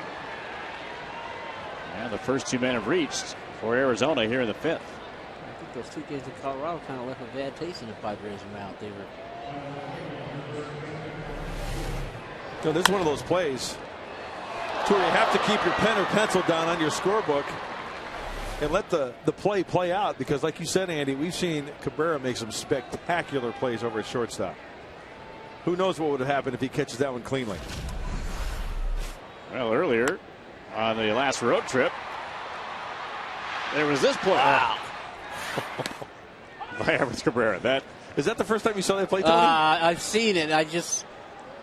Degree of difficulty on the play, the throw, and the guy running to first base, just, you know, you're not supposed to get him out. It was Upton, right? It was Upton, yeah. And the look on his face, you see Cabrera get onto his feet and then sidewinding flip throw. Look at the look on Upton's face after they call him out on that. I think he was surprised himself after that play.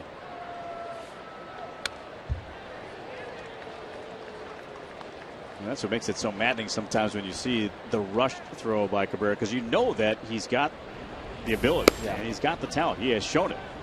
As Josh Coleman loosens up in the bullpen. Back in our day, there were a couple of guys who had that same kind of skill. Ozzie Smith comes to mind. He could go out in short left field and get up and throw you out by half a step. Denorfia heading back toward the track and cannot make the play. It's going to bang off the wall. Heading toward third now is Montero getting the green light. Also right behind him is Chris Johnson. The throw will go to third, and 2 runs are in. On a double by Ryan Wheeler. And the Diamondbacks are on the board. It's 5-2 Padres.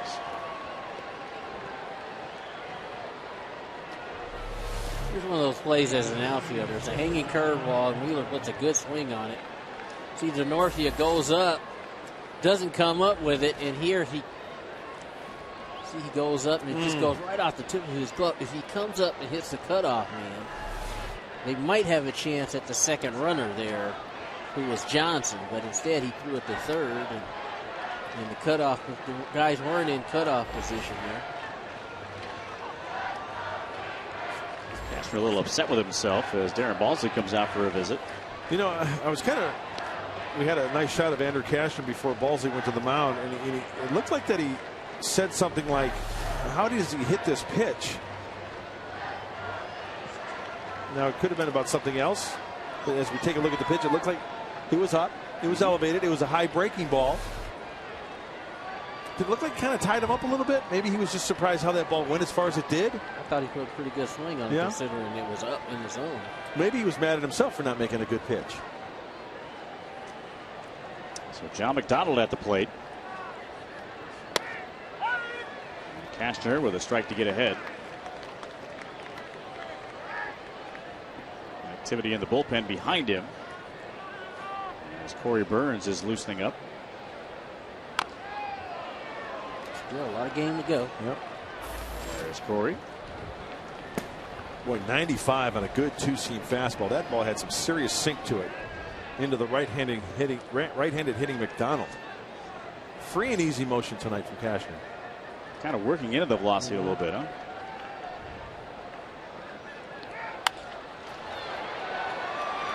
And there's Guzman. Come on and catch that sinking line drive. Hit pretty well, but out number one.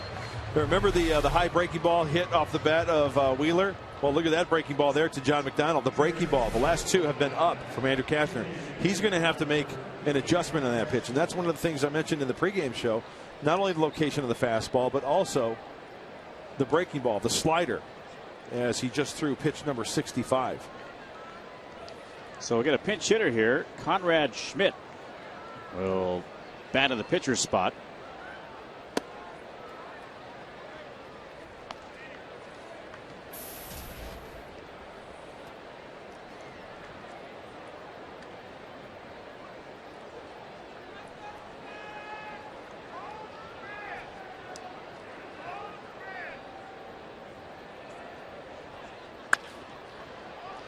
Roll to short. Herrera rights himself and throws out Schmidt. So that's the second out. Time now to answer our AT&T trivia question. We asked you this earlier. How many different Padres players have had 25 plus home runs and 100 RBIs in the same season with the Padres? And the answer is 10. Adrian Gonzalez, Phil Nevin, Ryan Klesko, Greg Vaughn, Ken Caminiti, Phil Plantier, Gary Sheffield, Fred McGriff, Dave Winfield, Nate Colbert. Wow. Saw a lot of those years firsthand. Chase Headley is knocking on the door. It'll be 11 in a couple of days. It is 25th home run. Alonso there. Cashner also there in time. And the inning is over. So Cashner rights the ship after giving up a couple of runs. Padres still up 5-2.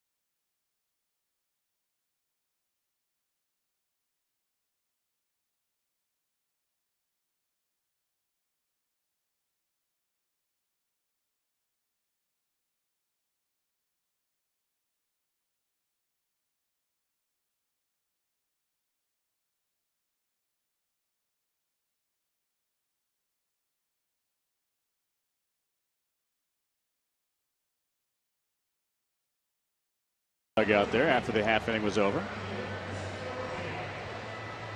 And some points being made there by Buddy Black to both the catcher and the pitcher. Yeah, and he's doing most of the talking. Andrew Kashner did a little talking right there. I don't know whether it was that Andrew was upset at certain pitch selection. And Buddy motioned right there, kind of like a slider type motion there.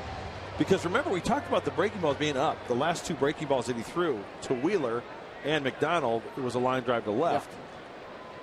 Just from a manager's standpoint, I'm sure he's telling him. Tough play, McDonald with a jump throw over toward the bag. It's not going to be in time as Chris Denorfia beats it out for an infield single. It's almost like Wheeler gave up on that play before McDonald could even get rid of it. He didn't stay on the bag on that throw by McDonald. But back to what we were talking about before, from a manager's standpoint, I'm sure he's reminding Kashner that you got the ball in your hand. The final say is always going to be yours. Mm-hmm. What you want to throw and when you want to throw it, that's your decision. And probably you just need to make a better pitch. I love how Buddy always tries to leave it with a little bit of a positive message for both of those guys. Sure. Of course. Patting both on the chest and saying and smiling and shaking Andrew Kashner's hand. I'm sure Kashner's been looking forward to this opportunity to get out here and pitch for a while, and he's rolling along, hardly giving up nothing going into the 5th.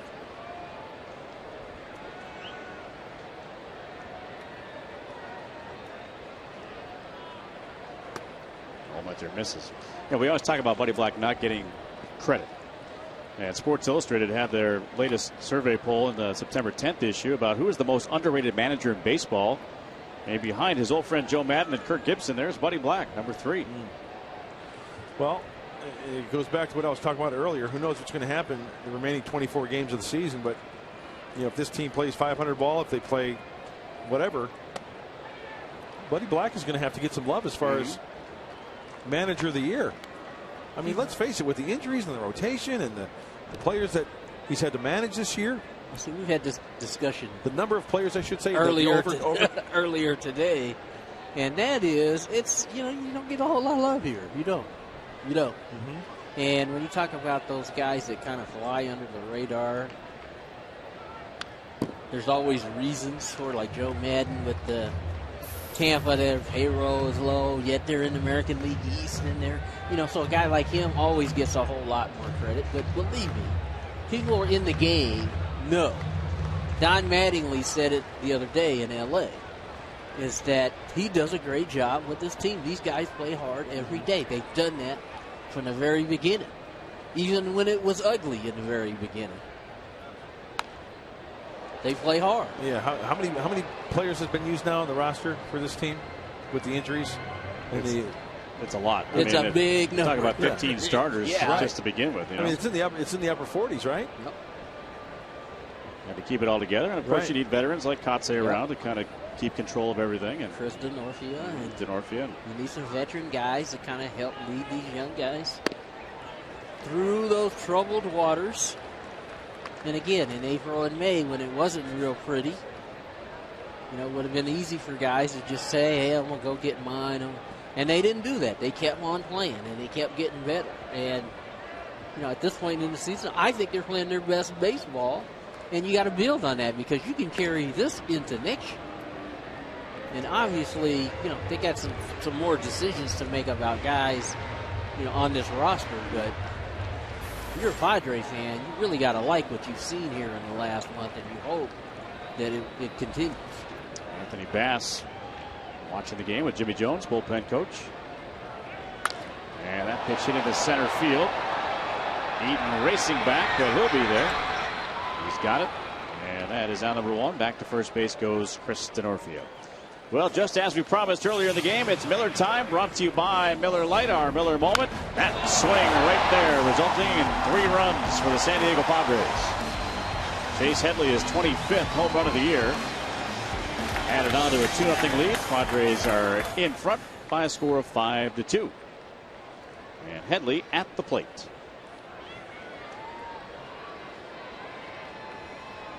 25 homers, 97 runs batted in.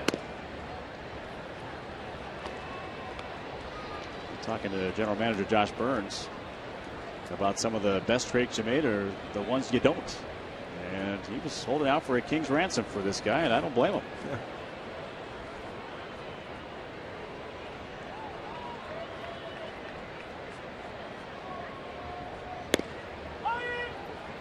You guys asking what happens now? Yeah, it was the old question. Okay, where do we go from here? ... Yeah.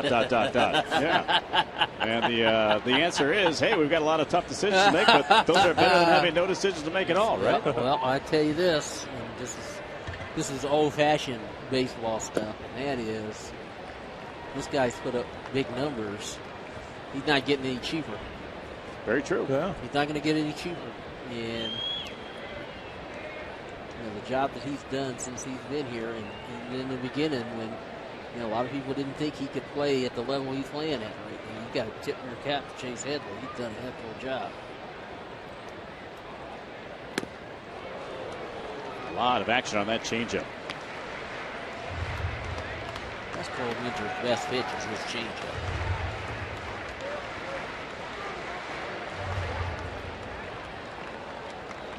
Headley in a discussion with the home plate umpire Paul Schreiber about the strike zone. It's one thing Chase has always had, a very good understanding of what's a strike and what's not. Oh, he's one of the best.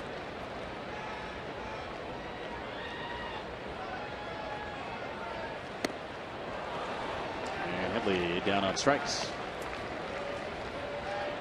Well, season ticket holders, renew your season tickets and you can be part of the 2013 San Diego Padres Baseball Club membership. Choose the membership and the ticket plan that fits your specific needs, and you can enjoy exclusive events and discounts all year long. Head to Padres.com/membership and become an official member, and you can do that at this very moment. So 2 outs.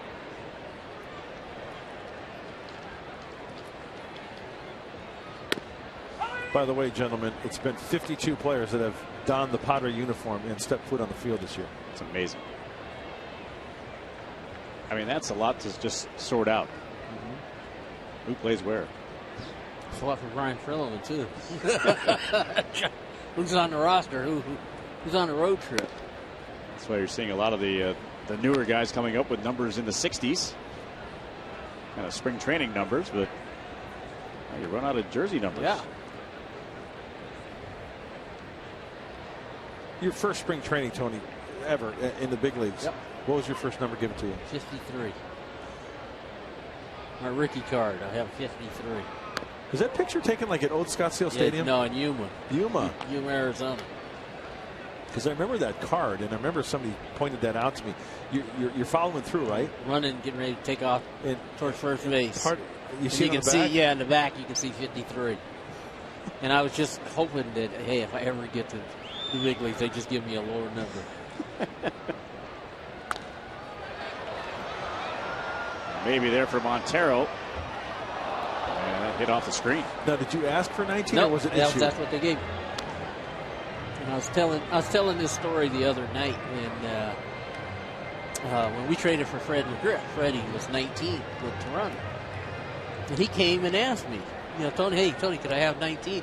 I didn't care. I was all ready to give it to him. And, really? My favorite number was 29, and I couldn't get it because somebody had it.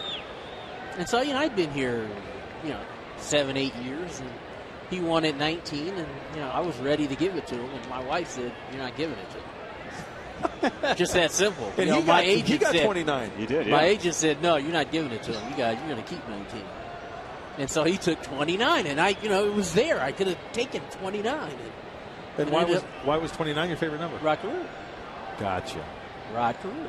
And it's funny how things work out, but there's 19. 29 would look right up there. No. On that batter's eye. It would be in the same spot if it's, just going be a 2. numerically. Yeah, but it just would be a 2. 1. But, I'm thankful to have worn 19. And Whitey Wiedemann, our equipment manager, when I first came up, when he handed it to me, he said, "Only a few guys have worn that number. Don't embarrass them." Ah. Just got a piece of it. And so I went back and I looked and said Whitey Wiedemann wore, Gene Richards wore 19 at one point. Gene Tennis wore 19 at one point. And so I started wearing 19, and I asked Whitey like 6 or 7 years later, I said, hey, how am I doing? And he said, hey, kid, you're doing good. You just keep doing what you're doing. And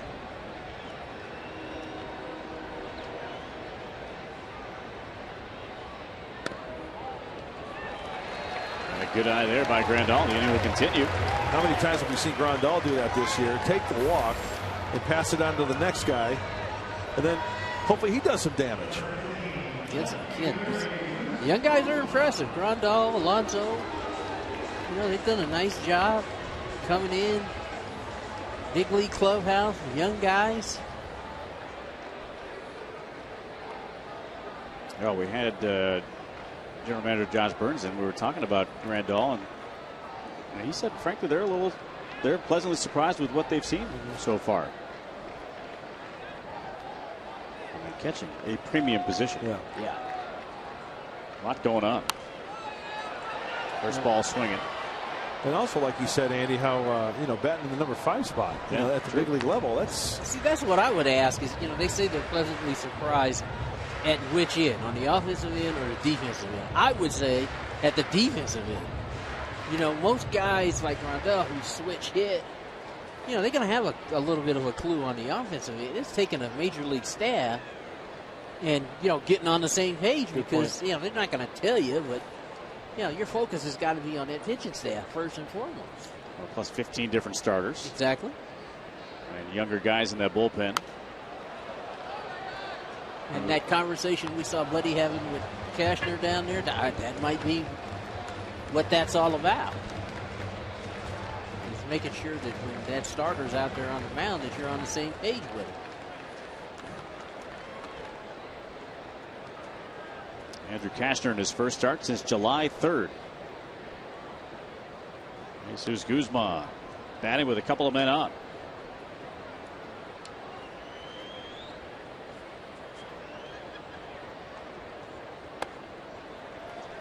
One and two.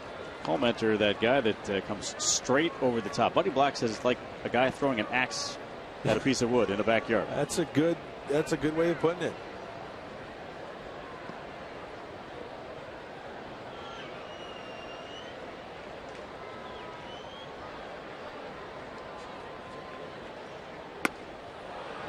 Guzman swings and misses, and the inning has come to an end. A hit and a couple of men left. We head to the 6th. Padres lead at 5-2.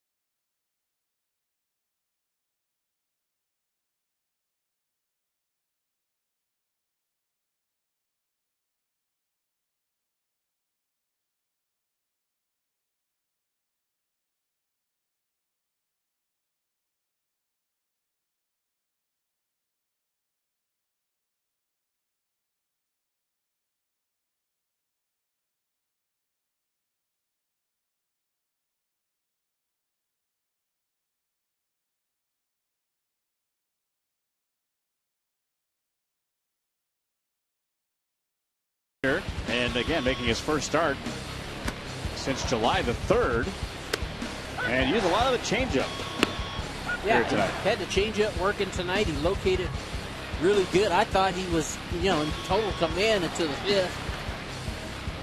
Yeah, I really think the one thing that sticks out to me, guys, first from a mechanical standpoint, is that Andrew really didn't try to overthrow one pitch tonight. He stayed within himself, kind of realizing that, say, hey, you know what, I'm coming off an injury. If I try to push it a little bit too much, you never know what's going to happen. So I think he stayed within himself, trusted his stuff, free and easy tonight. And look at that. No walks. 0 5 walks. strikeouts. Yeah. You should be very happy with that outing. 68 pitch effort tonight for Andrew Cashner. A couple of other changes. It'll be a double switch. Will Venable will go into right field, and he'll bat in the number 9 spot of the batting order.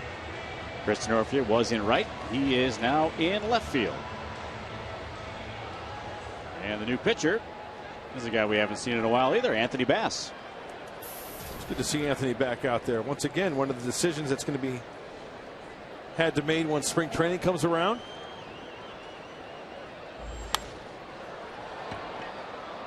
And of course they'll test Northfield in his new spot out there in left, and he makes the catch for out number 1. Padres up by a score of 5-2, and you can subscribe to MLB.tv today to take advantage of new low pricing and see every remaining Padres out-of-market game live online and on your favorite devices in HD quality. Visit Padres.com to order. Get all the details. MLB.tv. Baseball everywhere, including right here in the Gas Lamp, Petco Park. Kubel at the plate.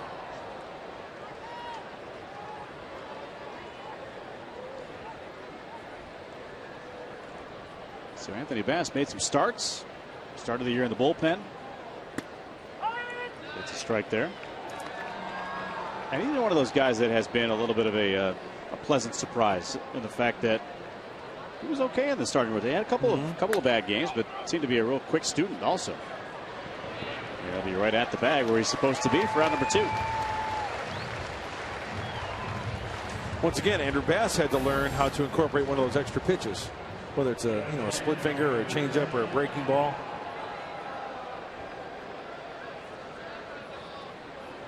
Imagine this coaching staff and front office having to sit down this winter and decide, okay, which direction we're going to go. Yeah, who's going to go on the roster, who's not going to be on the roster, who can, who can we try to slip through, or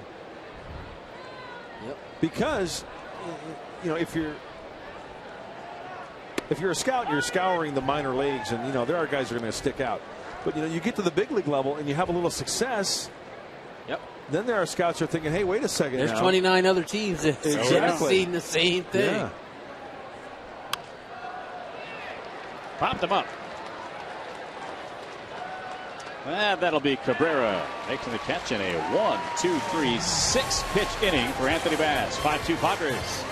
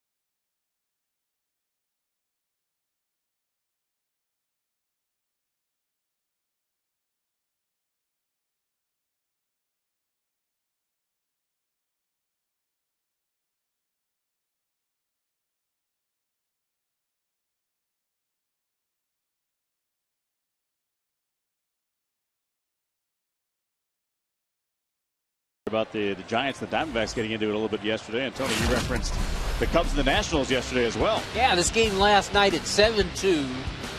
And Jason Wirtz ahead in the count 3-0, and he swings and fouls the ball off. And Jamie Quirk in the Cub dugout basically challenges Porter, the third base coach, and they get into it. And they had this long discussion about, whether it's okay in today's game to be swinging 3-0 when you're down 7-2. Alonso will ground out on the first pitch of this sixth inning. And that's, that's today's baseball. There's an old school of thought, which is, you're up 7-2, you got the bases loaded, the count's 3-0. Hey, courtesy, let him have one, and then you go ahead. But in today's, it's different. It's a different game now. And my thinking is, I know as a coach, yeah, you would be upset, but I would say I would rather my guys put themselves in a situation where they're not behind the count 3-0. Make better pitches. Make better pitches, Hey, get in there. I can't blame these guys for taking a hack. They got, they're trying to make a living too, trying to put numbers on the board. But you saw Jamie Quirk had the old school reaction, which was, hey, 7-2. Come on, man, 7-2. And I'm not sure what inning was it in. I think it was the 7th. Now you got to. The Nationals had hit like 8, 9, 10 homers in the series thus far. Yeah. And it was 7-2, and Jason Wirtz is coming up to the plate, and he's taking a hack, 3-0, and Jamie Quirk didn't like it. Right. So he started chirping, and then he started chirping at Mo Porter at third base, and then he came down the line, and the next thing you know, we're having this big rhubarb. And then the next time up, the first National hitter came up to the plate and got the tower buzz. And again, you don't want to be in that situation where they're hacking 3-0. Don't go 3-0. Get ahead, throw strikes, do all the baseball things that you got to do to not put yourself in those situations. Because I can tell you, from the Nationals' perspective, when they were getting their behinds kicked all the time, I'm sure they saw that all the time. Absolutely. And now all of a sudden they're good, and they're saying, hey, we got to beat everybody we play. And so, Cubs recently were in the playoffs not too long ago, and now they're going through hard times. And when you go through that, it's hard being on that end. And Maven down on strikes. Colemeter with 3 strikeouts. I'm sorry, you guys. I just got fired up about that. I love it when T-Bone gets fired up now. Oh, yeah. Talking ball. It's kind of like the old story back in the day when Ben Davis bunt on Kurt Schilling when he had a no-hitter going. Nothing wrong with that. It was 2-0. And it was 2-0. He gets on base. He puts the tie-in run, brings the tie-in run to the plate. Exactly. And I'm telling you, you'd have thought that we broke every cardinal rule in baseball. You don't what? I thought the objective was to win the game. Yeah. Herm Edwards thinks that way. And, man, there were a whole bunch of people that night condemning poor Ben Davis for dropping a bunt. I thought it was a heck of a play.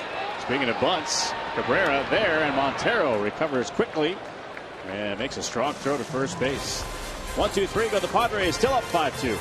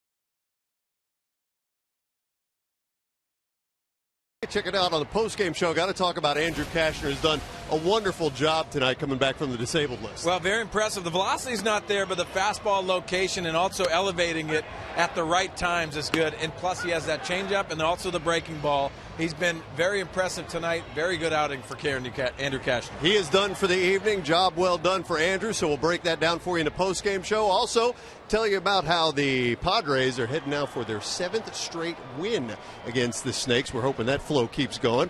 We'll hear from the manager, Buddy Black, and we'll have highlights from the battle atop the American League East. We'll see you guys after the last out tonight.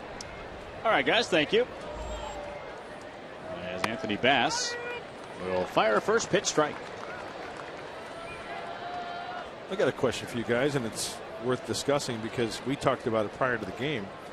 Since we're in the month of September, right? Expanded rosters, rotating roster, September. What do you think? You could take guys on, take guys what's off. the number? Raise it up to 28. Fine by me. What do you think, Andy? I kind of like the way that they were thinking maybe about doing it as far as kind of mimicking the NFL a little bit, where NFL roster is 53 and you can only dress 45 per game. So let's say you still kept it at a maximum of 40 roster players could come up, right? But you can only dress 30 or 28, kind of depending on what you thought you needed that night. Mm-hmm. Yeah. If you need extra help in the bullpen, dress a couple more relievers. If your catcher is a little banged up, dress another catcher. Kind of leave it up to the ball club. Yeah. How about instead of having expanded rosters in September where you're playing the most important games, how about in April? That's when you need it. Montero will beat the play at first. Strikeout. And the ball went through the legs of Yasmani Grandal. So the drop third strike, and the Arizona Diamondbacks have a base runner. It looked like it was a fastball. Tough to tell. Just the way Grandal went after that, it might have been a slider. He didn't get much glove on it.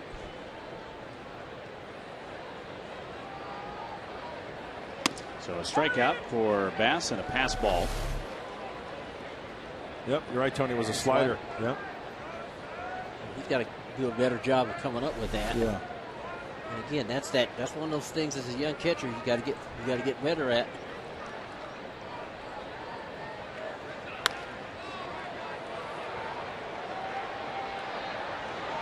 That one will get out of play. And back to your point though about April and the expanded rosters. I mean, to me, that's when you need it because your pitchers aren't really stretched out. You probably would like to have more options in your bullpen. But if you're going to do it in April, and this is the same argument that you're going to get about September. If you're going to do it in September, why not do it in April? Well, the other way around too. I mean, if you're going to do it in April, why not have it in September? It should be the same rules in baseball consistently through the season. Well, here's the difference. The difference, though, is in September, these are the most important games. Yeah. And where rosters are at 25 from April until September 1st, now you expand them to up to 40. And guys that had no factor in games, a month ago now are, right in the middle of a pennant race. So I say, and again, and that's just part of the issue because the other issue that nobody talks about is service time. Right. Starting guys' clocks and all of that stuff. And you don't want to really be doing that in April. True. I think a lot of teams, if they're gonna do it at a time where it really matters. Hanging up there for Venable. As Johnson flies out. But you know what? I mean, all these questions that we ask about this, about that, playoff format, and rosters. Game's in a pretty good place right now, don't you? Don't you think? Yeah. Hey, this is what we're discussing rather than other things. Absolutely. I mean, the game's in a good place right now. More kids are playing it than ever before. More fans are coming out and watching than ever before. And Bud Selig, you got to tip your cap to the job that him and his staff have done because the game's headed in the right direction, I think. You always could tweak it. You always could things that are going to make it better. I think this year's wild card, like I said, I think it's going to be really interesting.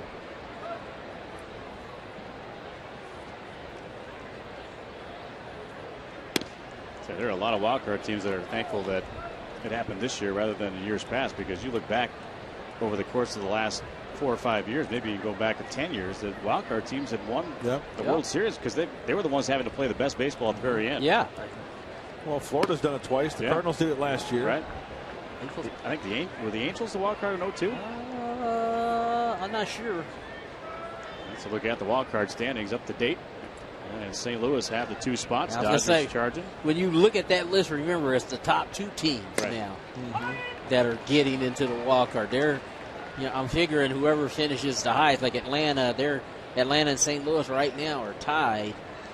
But as the season goes along and St. Louis plays more games, whoever has the best record, I'm guessing, gets the home game in the wild card game. That's into the gap in right center field. They're going to roll a long way. Johnson cruising around the bases, heading to third, getting the green light. He will round the bag and head toward the plate and score. It's a double for Wheeler. And he's pulled his team back to within 2. Wheeler has all 3 runs batted in. 5-3 Padres.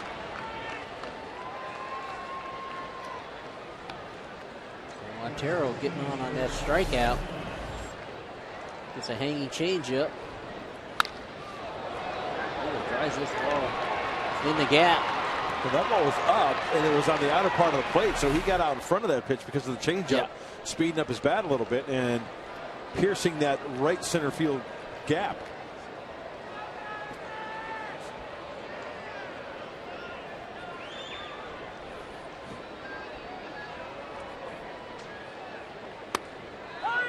Good strike from Anthony Bass. Good fastball.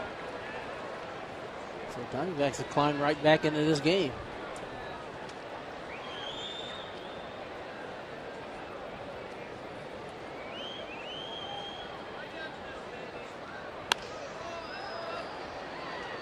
Cabrera circling to that one. Strong throw to get McDonald. Big second out. Cabrera throwing out McDonald. Fox Sports San Diego brings you high school football. Watch as the nation's top compete on the big stage. Tomorrow, watch as St. Paul's of Louisiana takes on Florida's Lincoln High School. The National High School Football Game of the Week is right here on Fox Sports San Diego.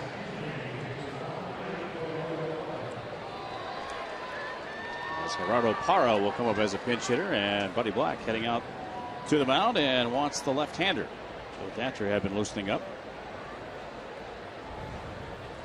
Of course, Buddy Black with some words of encouragement. Reading lips there, says, hey, good job. As Anthony Bass appearing for the first time in quite some time after being on the disabled list most of the middle part of this season. Thatcher coming in. We'll be back with more in a moment. 5-3 Padres.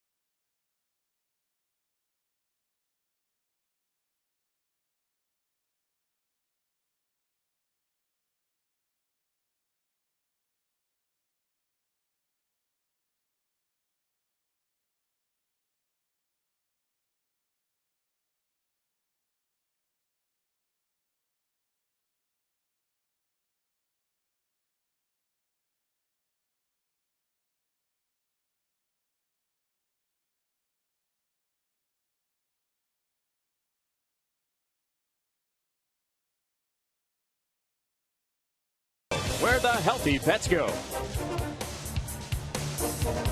Padres have a 5-3 lead. Still here in the 7th inning. And Joe Thatcher will be the third Padre pitcher used tonight. And he will replace Anthony Bass. Thatcher's had another good year for the San Diego Padres. Missed a little time with that knee injury, but the shoulder problems that had plagued him at the beginning of the last 2 seasons weren't there. That's certainly a good thing. Yeah, and once again, we talk about 2013 and Joe Thatcher. If he's healthy, hey, that's great. But you know what, Tommy Lane, it'd be nice to have 2 left-handers in the bullpen with the year he's having. Another scenario we were talking about. Normally Thatcher comes in, faces that tough left-hander. In September, they bring in Thatcher to face that tough left-hander. What happens? Bang, they send a right-hander up there. So Goldschmidt technically pinch hitting for Gerardo Parra, who was announced. So Gerardo Parra will get his name in the paper, but that's about it. He'll get a game's played. That's right. So Goldschmidt, who was a late scratch from the starting lineup, not feeling well, will come up and pinch hit. And the count evens at a ball and a strike.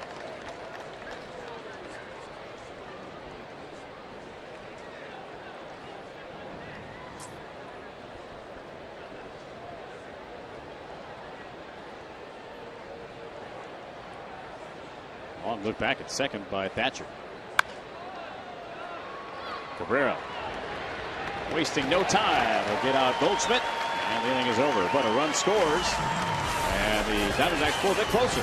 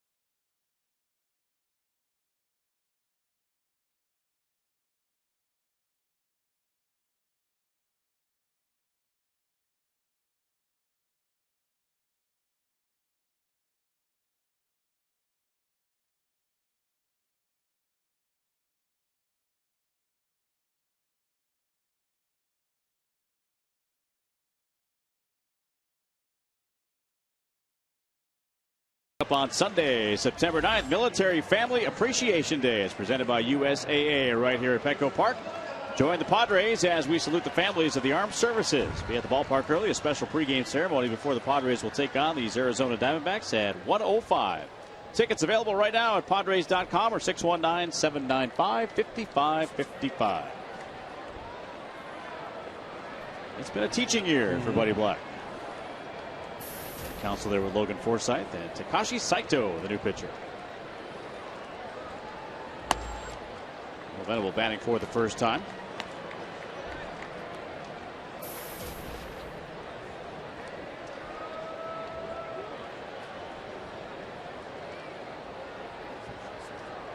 Venable having a decent season and drags one. A little too hard maybe as Hill shovels on to first in time. Nice play there by Hill. Aaron Hill read that. He had Saito out of position, but Aaron Hill read it. Came in, made a nice play. The name's Francis Sawyer, but all my friends call me Saito. Fastball, slider, curve, high 80s, low 90s. It's been around. Tries to spot the fastball. It's kind of a four-seam fastball. Back to you, Andrew. Lighten up, Francis. Denorfia with a big hack.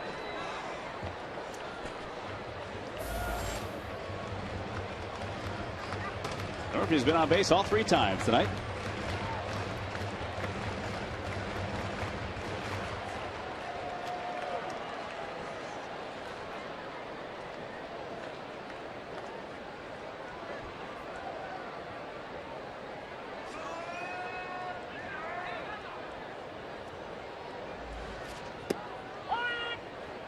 Location with that one on the inside corner. We've talked a lot about Denorfia tonight when we had General Manager Josh Burns in. And the story about this guy is great too. I mean, recovering from injury, not being highly sought after in the draft, and a guy that was given an opportunity to come to spring training as a minor league invite and has stuck around ever since. Done a nice job, and it's done a nice job in really one of the most difficult jobs to do in the big league, which is, be the 4th outfielder, be a defender, be a good base runner, be a good teammate, have a great attitude. Everybody wants to play every day, and it's so hard when you're not considered one of those guys. And he's done a tremendous job. And they'll get him swinging there. And Denorfia is out, number 2.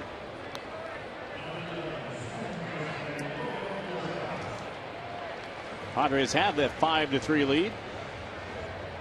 And Logan Forsythe, 2 for 3 in this game. A couple of runs scored. Another one of those guys to kind of keep an eye on. And I'm sure that GM Josh Burns and his staff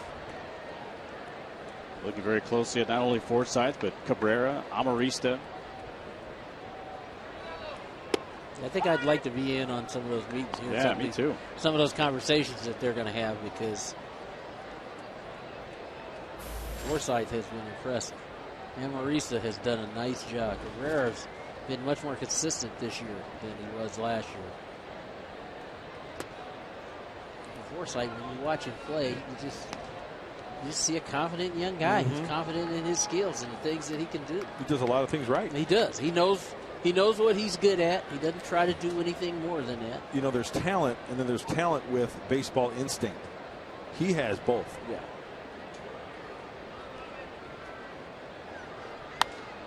We got jammed. And that'll be Hill. And that'll be a 1-2-3 inning for the Arizona Diamondbacks. We are through 7. Padres with a 5-3 lead.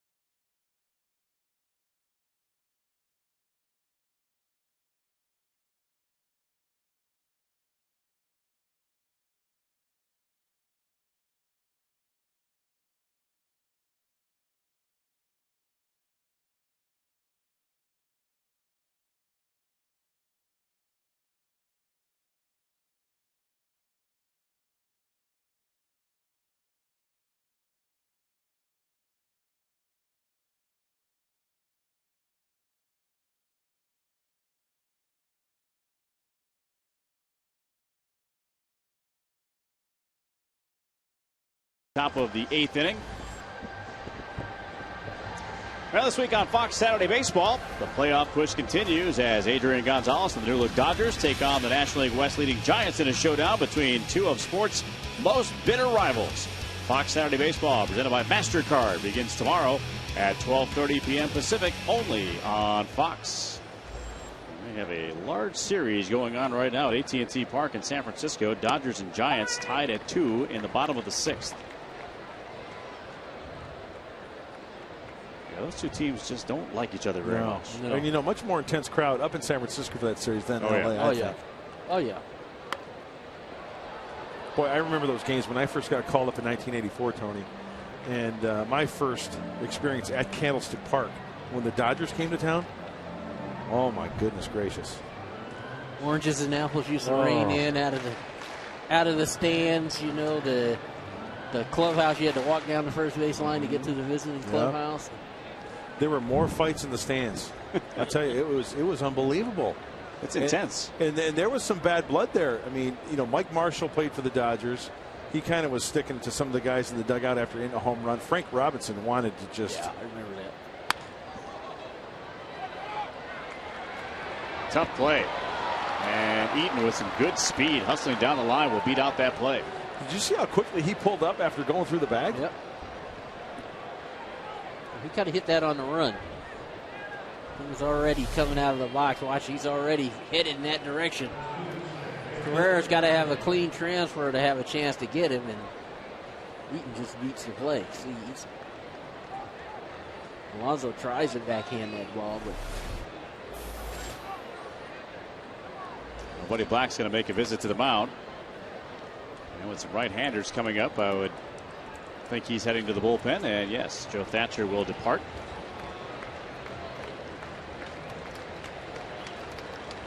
So Joe.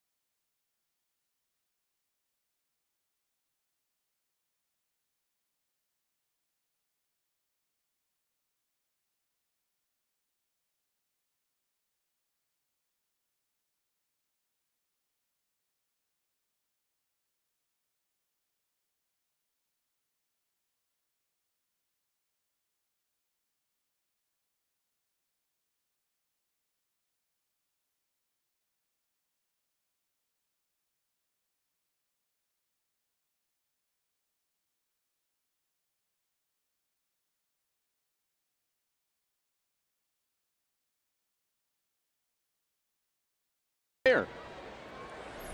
Wow. That is an amazing difference. I'm telling you. I saw him in the clubhouse today, and I didn't know who it was. You spent an hour and a half in the barber's chair. Mike. And that was just for the left side of the mustache. You talk about going back to the prospect look. He just, no pun intended, he just shaved 15 years off. He looks like he's 15 years younger, doesn't he? He does. So Thayer in to face Aaron Hill. And a late swing. That's like a nice trim of that mustache, Ron. Where's that from, Andy? That sounds like an Anchorman line. No. That did sound like an Anchorman line. Ron Burgundy, though. Mr. Mom. Oh, yeah. Hey, how did I forget that? Michael Keaton. Yeah.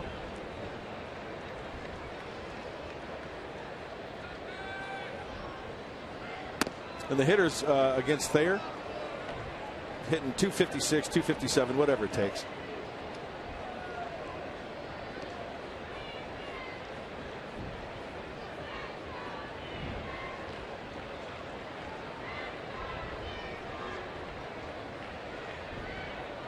And Thayer's 1-2 pitch.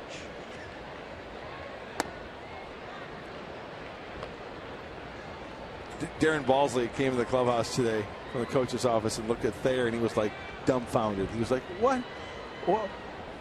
What's going on? And Dale's just sitting in his chair kind of, smiling. And he goes, you're not pitching in the 8th anymore. You're pitching in the 6th. You're not intimidating enough.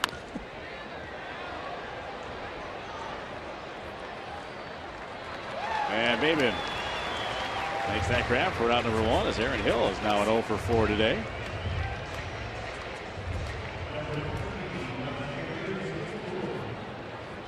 Hill did a nice job right there of not giving in. Not going to give in and throw him a fastball.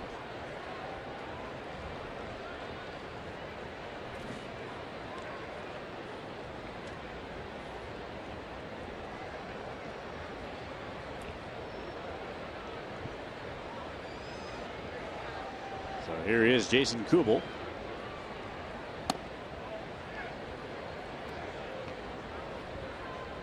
Taking ball 1. Long-time American League player Jason Kubel from the Minnesota Twins. You talk about players that came over to the National League, and I'd like your guys' perspective on this. 2 guys that really stick out to me. One is Jason Kubel. To the Diamondbacks, and within the division, Michael Kadire with the Rockies, coming over from the Twins. 2 good acquisitions, I think. Very much so, yeah. Why do they stick out for you? Just for what they've done. The numbers they put up, making the adjustment, National League. I mean, not to, nowadays, is it really an adjustment?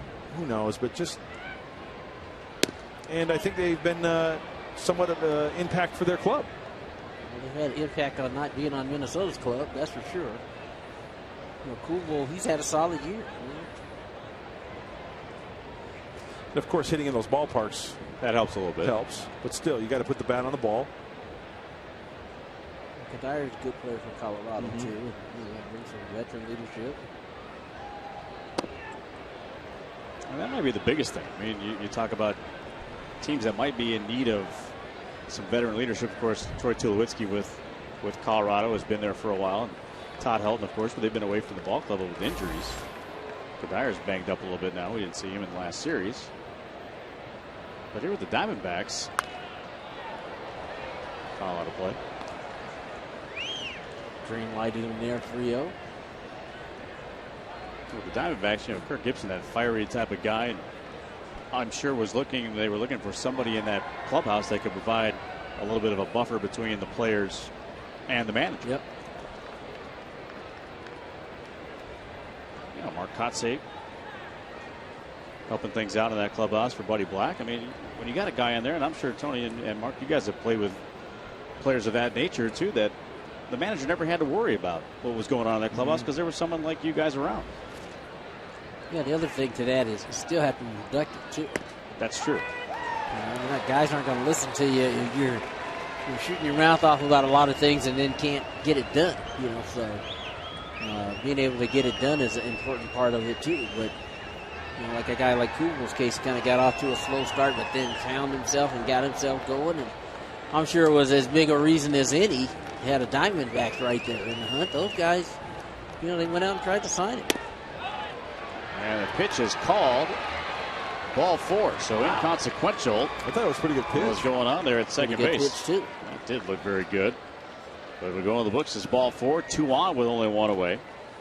Well, fans, you pick the uniforms. Now watch your game. Verizon presents 90s Night on Friday, September 14th. Padres wearing their 97 pinstripe unis when they take on the Colorado Rockies. Get to the ballpark early, a 90s themed party starting at 5 o'clock, and afterwards, yes, the fireworks. Get your tickets right now, Padres.com, 619-795-5555. They're ready for the fireworks night right now.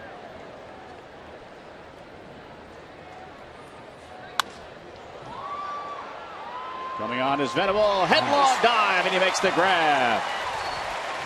Good closing speed right there from Will Venable. Big second out. Huge play right there by Will Venable. Upton hits this ball right on the button. Will gets a good jump. I don't blame him. Going to your knees, you're just making sure that you're going to be in a position to catch that.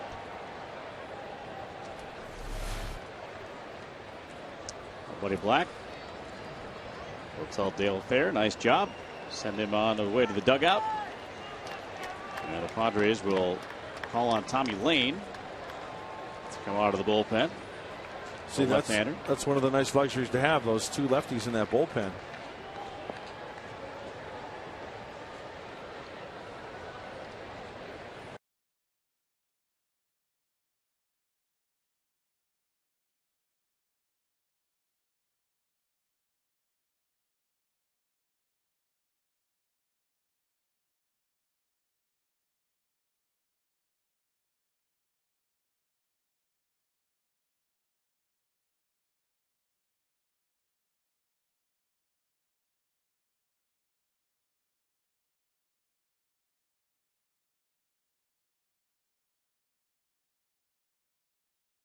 You know, you talk about guys that seemingly come out of nowhere.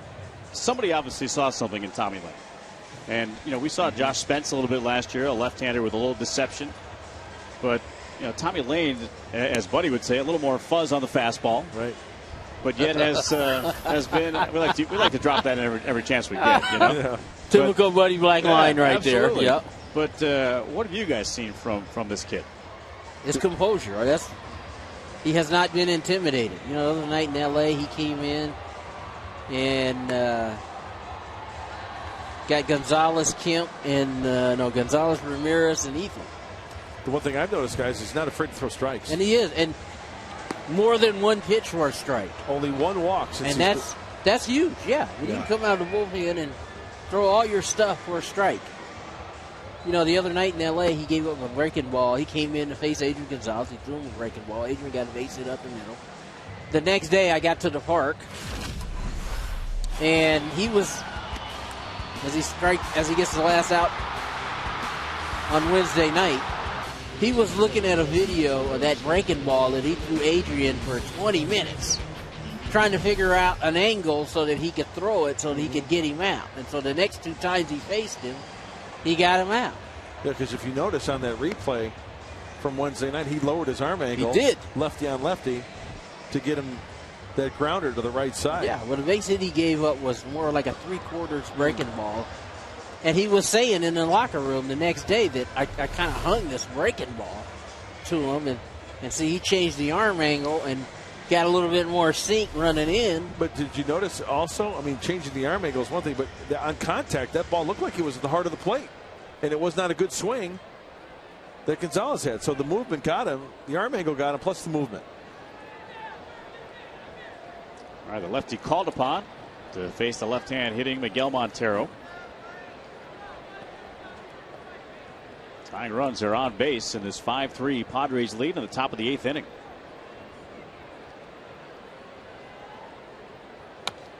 Wow. See the sink on that? Down and into the lefty. Oh, wow. Montero said, I'm looking for a first pitch fastball right here. And he basically gave him a first pitch fastball, but look at the sink on this. Wow. Ends up at the ankles. Good look at the runners at first and second. With the defense in the outfield, playing Montero slightly toward left field. No swing.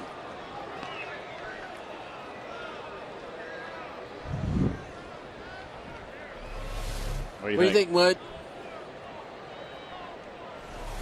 If he hits it, it's a double. There you go. I knew it was coming. Oh, by the way, I was at home that one night when you said that on the check swing from somebody at Dodger Stadium. I was watching. Uh-oh. Deep drive into right center field. That ball is going to get down, up against the fence. 1 run in. Right behind is Kubel, and he will score, and this game is tied at 5.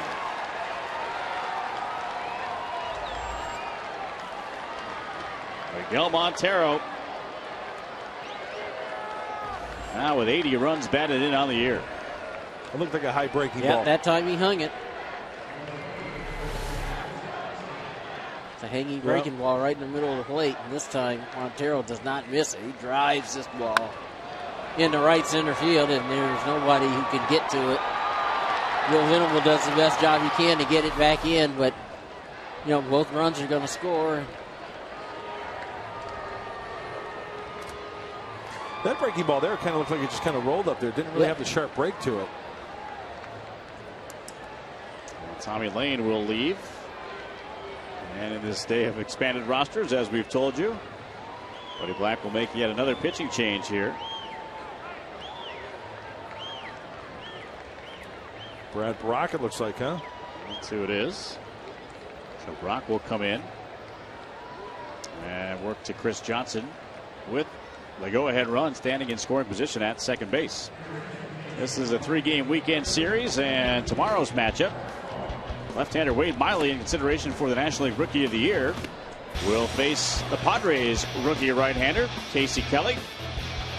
Starting at 4:30 on Fox Sports San Diego. Diamondbacks to the Padres with Padres Live.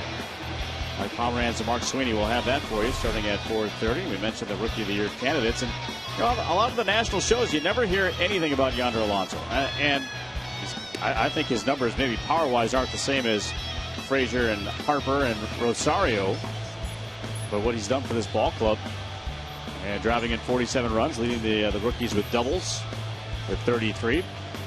At least needs to be in the conversation. I think he'll be in the conversation, but you know what? Truthfully, you're only going to hear about the guys that play on the winning teams: Frazier, Harper, Miley. And Harper's had most of the hype before he got to the big leagues. Yeah. So Harper's gotten all of the hype in the National League side, but Todd Frazier, he did a heck of a job when Joey Votto was out. Absolutely. That's, you know what, if I were to vote today, Miley's a tough. To me, it'd be between Frazier and Miley. The 289 average, driven at 62, the home runs, of course, and then I always look at a pitcher. I look at the ERA, the opponent's batting average, hits to innings pitched. Miley's, he might win 16 games this year. You never know. He's 14-9 now, but the ERA below 3, pitching in that ballpark, and in the ballparks in the National League West. You notice how we didn't show you the American League picture because there's only one picture. Yeah. They're engraving the trophy right now for Mike Trout. Yeah. They might have to engrave the American League MVP for him too. I thought that for a long time. I think a couple other guys are starting to creep into the picture here. Miguel Cabrera being the main one. Well, if they come back and win the Central, boy, it's going to be hard not to.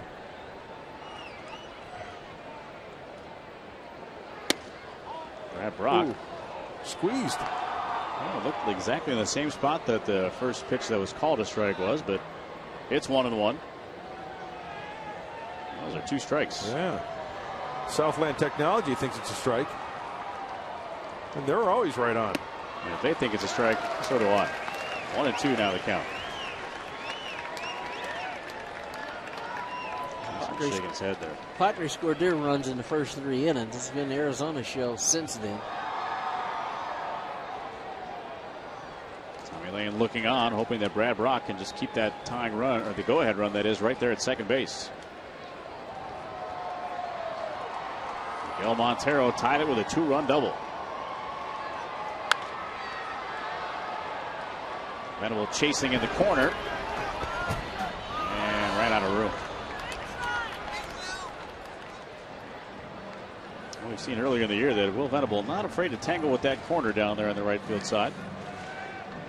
Got to get to know your surroundings, right, Tony? Like you did out at Qualcomm Stadium. You had that dialed in down there in that right field corner. Well, that corner was a little bit easier to play than this one.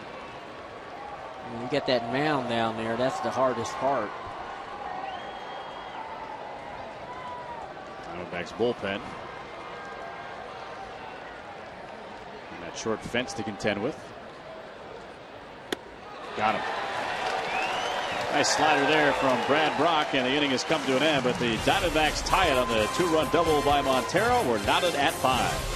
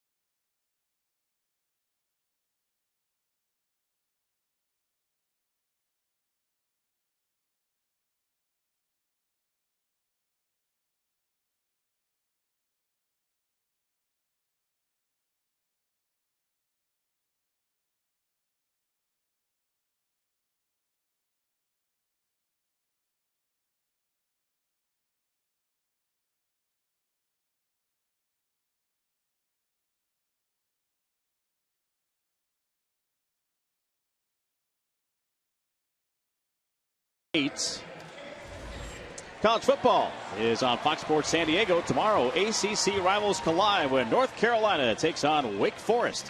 Bragging rights on the line, and our coverage begins at noon on your home for college football, Fox Sports San Diego. New pitcher here for Arizona in the 8th inning is David Hernandez, hard-throwing right-hander, and Chase Headley will be the first to face him. Chase with a home run in this ball game tonight. A 3-run homer from the right side that at the time put the Padres up 5-0.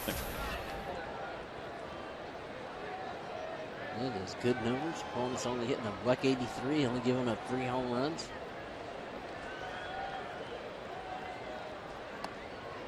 Outside, losing grip on that breaking ball. Padres need a base runner. This is a guy that seemingly is on base all the time. A .369 on base percentage to go along with all those other impressive numbers. And foul down the first base side.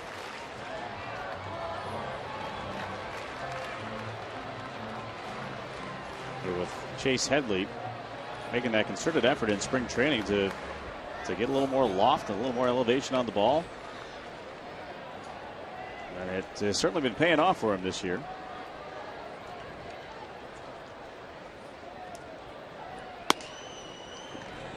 And a great eye at the plate. Yep. I talked to Chase about that, Andy and Tony, about doing a drill for elevating the ball, and he said that he was working, and Tony, you can elaborate on this, but drills with just using his bottom hand. And he drives that one in deep left center field. That ball is going to be gone. A home run for Headley. A 2-homer game, and just like that, he's elevated the Padres to a 6-5 lead. His 26th of the year.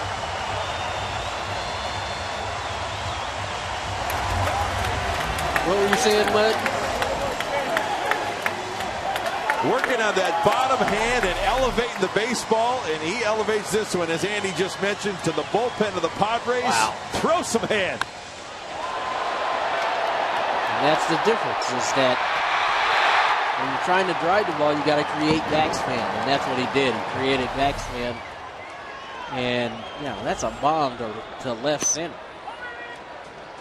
That's in a Padre bullpen for a left-hand hitter to drive a ball to left center. You know, I cannot think the last time I saw Chase Headley drive a ball that way here at this ballpark like that for a home run. Yeah, we've seen him pull from the left side, but look at this swing Watch again. this from the side, and look how quick that foot gets down. The upper body stops. Now he swings the bat, and at contact, you can't get any better than that. That's what you're shooting for every single time you swing the bat. 400-foot blast to the bullpen in left center. Headley's 4th career multi-homer game. And I know what you're thinking at home, ladies and gentlemen. I know you're thinking, well, what's taking so long? Why is it taking so long? It takes time. It takes games. It takes at-bats. It takes failure to get to that point where you believe that you can do it every time. Good job to hold up on that swing. Going into this year, Tony, this is something you'll be able to elaborate on. Going into this year, Chase Headley, 1,800 at-bats roughly. Right. Give me the rest of it. Give me his career batting average, how many homers, how many RBIs he's driven in his career. Going into this year, 269 lifetime batting average at the big league level. 529 games, 1,883 at-bats, 506 hits, hit 36 home runs. 36 going into this year, and he's already got 26. And his RBI total? For his big league career, going into this year, 204. 204. He's going to drive into Hundy this year. So what does that tell you? When you look at those numbers, what does that tell you? What it tells something's me? Something's clicking. Something's. That's what it tells me. It tells me he's starting to understand what he has to do every single time he goes up there. You know, he talked about it in the spring. He's been working on trying to create backspin all year long. And it takes about 1,500 at-bats, more times than not. Give or take 100 either way. Give or take 100 either way for a lot of players to start to realize, you know, that they're capable of doing what he's doing. Boy, I almost did a double take when you asked me how many home runs. Yeah. 36 going into this year, and he's already got 26. Everybody was talking about Petco, and you can't hit home runs here. That ball went to left center field in the bullpen. Yo. With backspin. And you could add another yo. With backspin. Yo. He did not topspin that ball out there to left center. That ball had backspin. Velocity plus backspin equal distance. Professor Gwynn. Okay. The home run he hit right-handed, there was no doubt that ball was gone, right? Mm-hmm. You just kind of held your breath on that one, but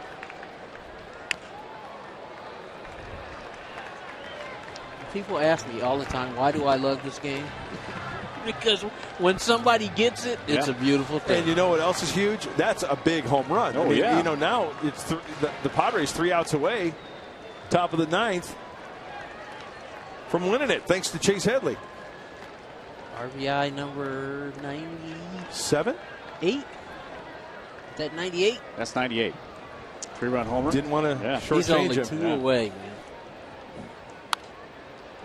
Katse as the pinch hitter.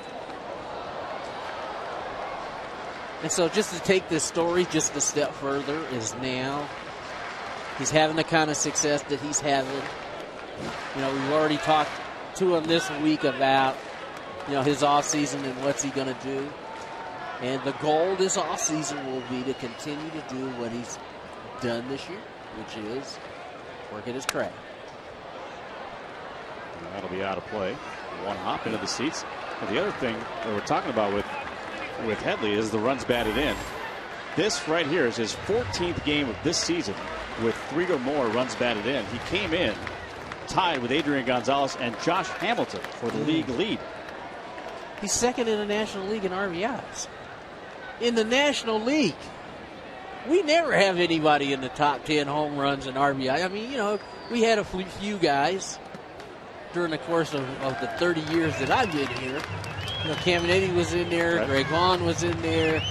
You know, but since Ryan Giles and Phil Nevin and Klesko left, you don't have anybody in the top 10 home runs and RBIs. He's got 98 RBIs. Need I say more?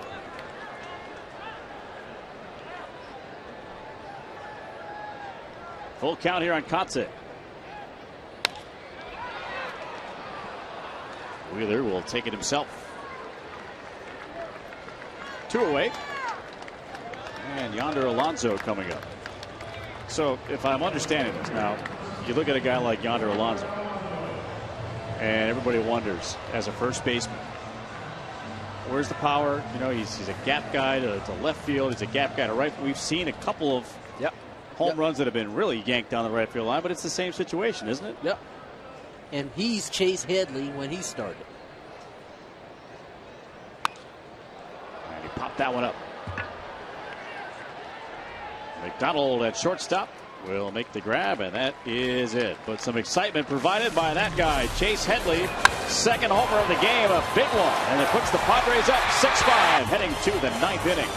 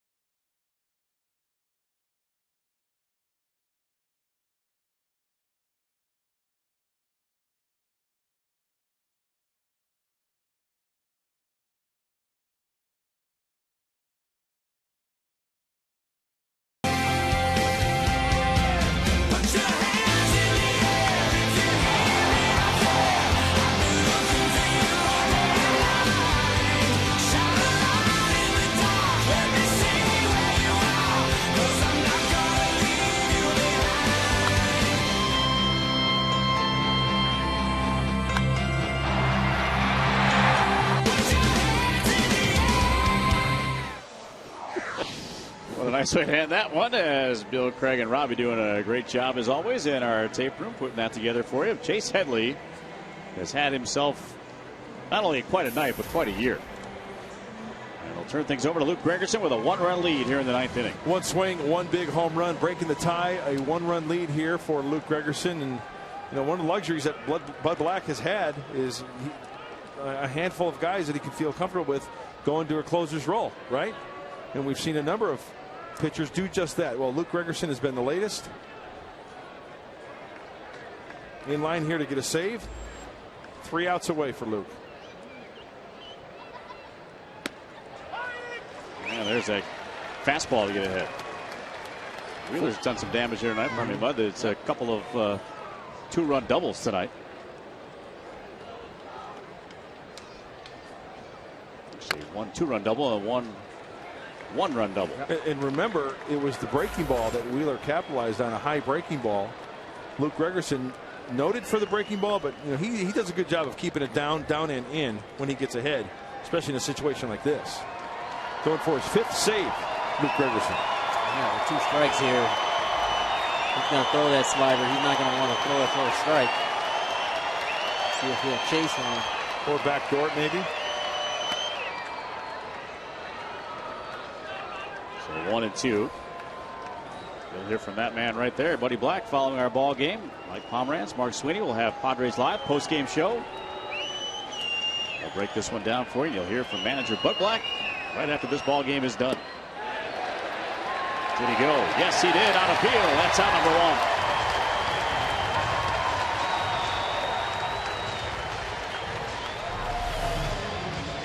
And that's the one I thought he would throw 0-2. And you betcha he goes.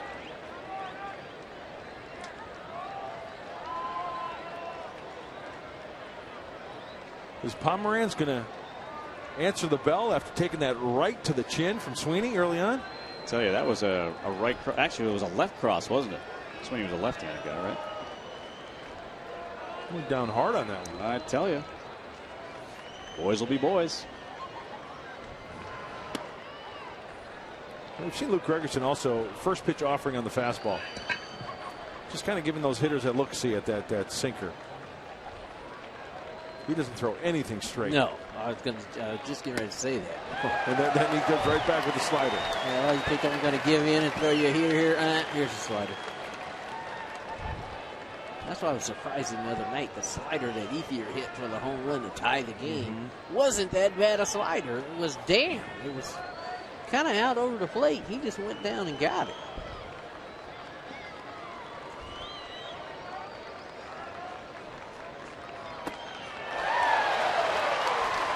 It's disappearing. It is. You almost feel bad for the hitter in this situation because look at this hack. He thinks it's going to be where he could get to it and starts in the zone, boom, falls out.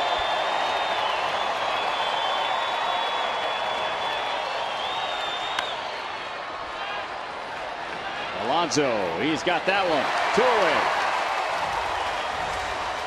So the big hero tonight, a couple of home runs from Chase Headley, one from each side of the plate. It just doesn't get much better than that. That's the one, that's the 3-run homer in the 3rd. Here's the one in the 8th. And boy, oh boy, that's absolute perfect position right there. Head is down. He's creating backspin because he's hitting down on the baseball. And he just backspun that last one out of here to left center field, and the Padres will be in for the lead. An easy choice for our Carl's Jr. star of the game, Chase Headley. 2 home runs, and now it's up to Chris Young. He'll come on as a pinch hitter for Arizona. There's our star, guys. Nicely drawn on the move there. Thank you, my friend. Still got to get it out here. Caught Good slider to start him off.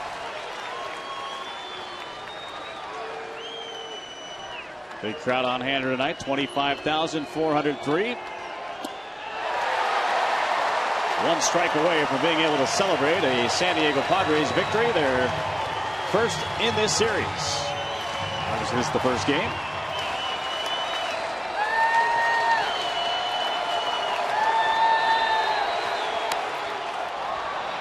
And there is an 0-2 pitch hit into left for a base hit. So the tying run is on base. Chris Young went down and got that pitch. And again, there's that 0-2 pitch. This ball is not a strike, and he goes down and gets it.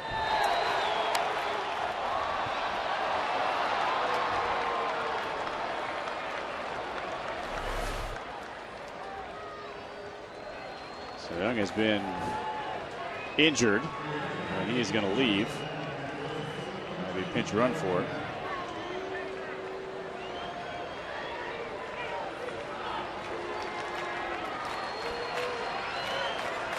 Tyler Graham is the pinch runner at first base. And Eaton takes a strike.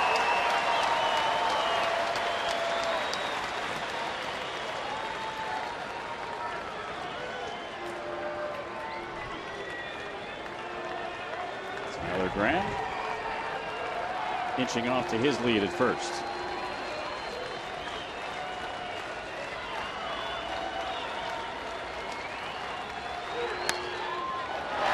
Back to the mound. Gregerson will throw on to first, and the Padres have taken the game. Make it 7 straight over the Arizona Diamondbacks, thanks to number 7. Chase Headley with a couple of big home runs in this ball game, a 3-run shot and a solo shot in the 8th inning to give the Padres a 6-5 win in game 1 of this 3-game weekend series. Let's send things over to Mike Pomeranz to find out what's coming up on the postgame show. Mike? Guys, when we see in just a couple of moments, we're going to show you not only what earned Chase Headley the National League Player of the Month award in August, but how hot he has been in the month of September. You'll also hear from the manager, Buddy Black, and a look back at Andrew Cashner in a moment.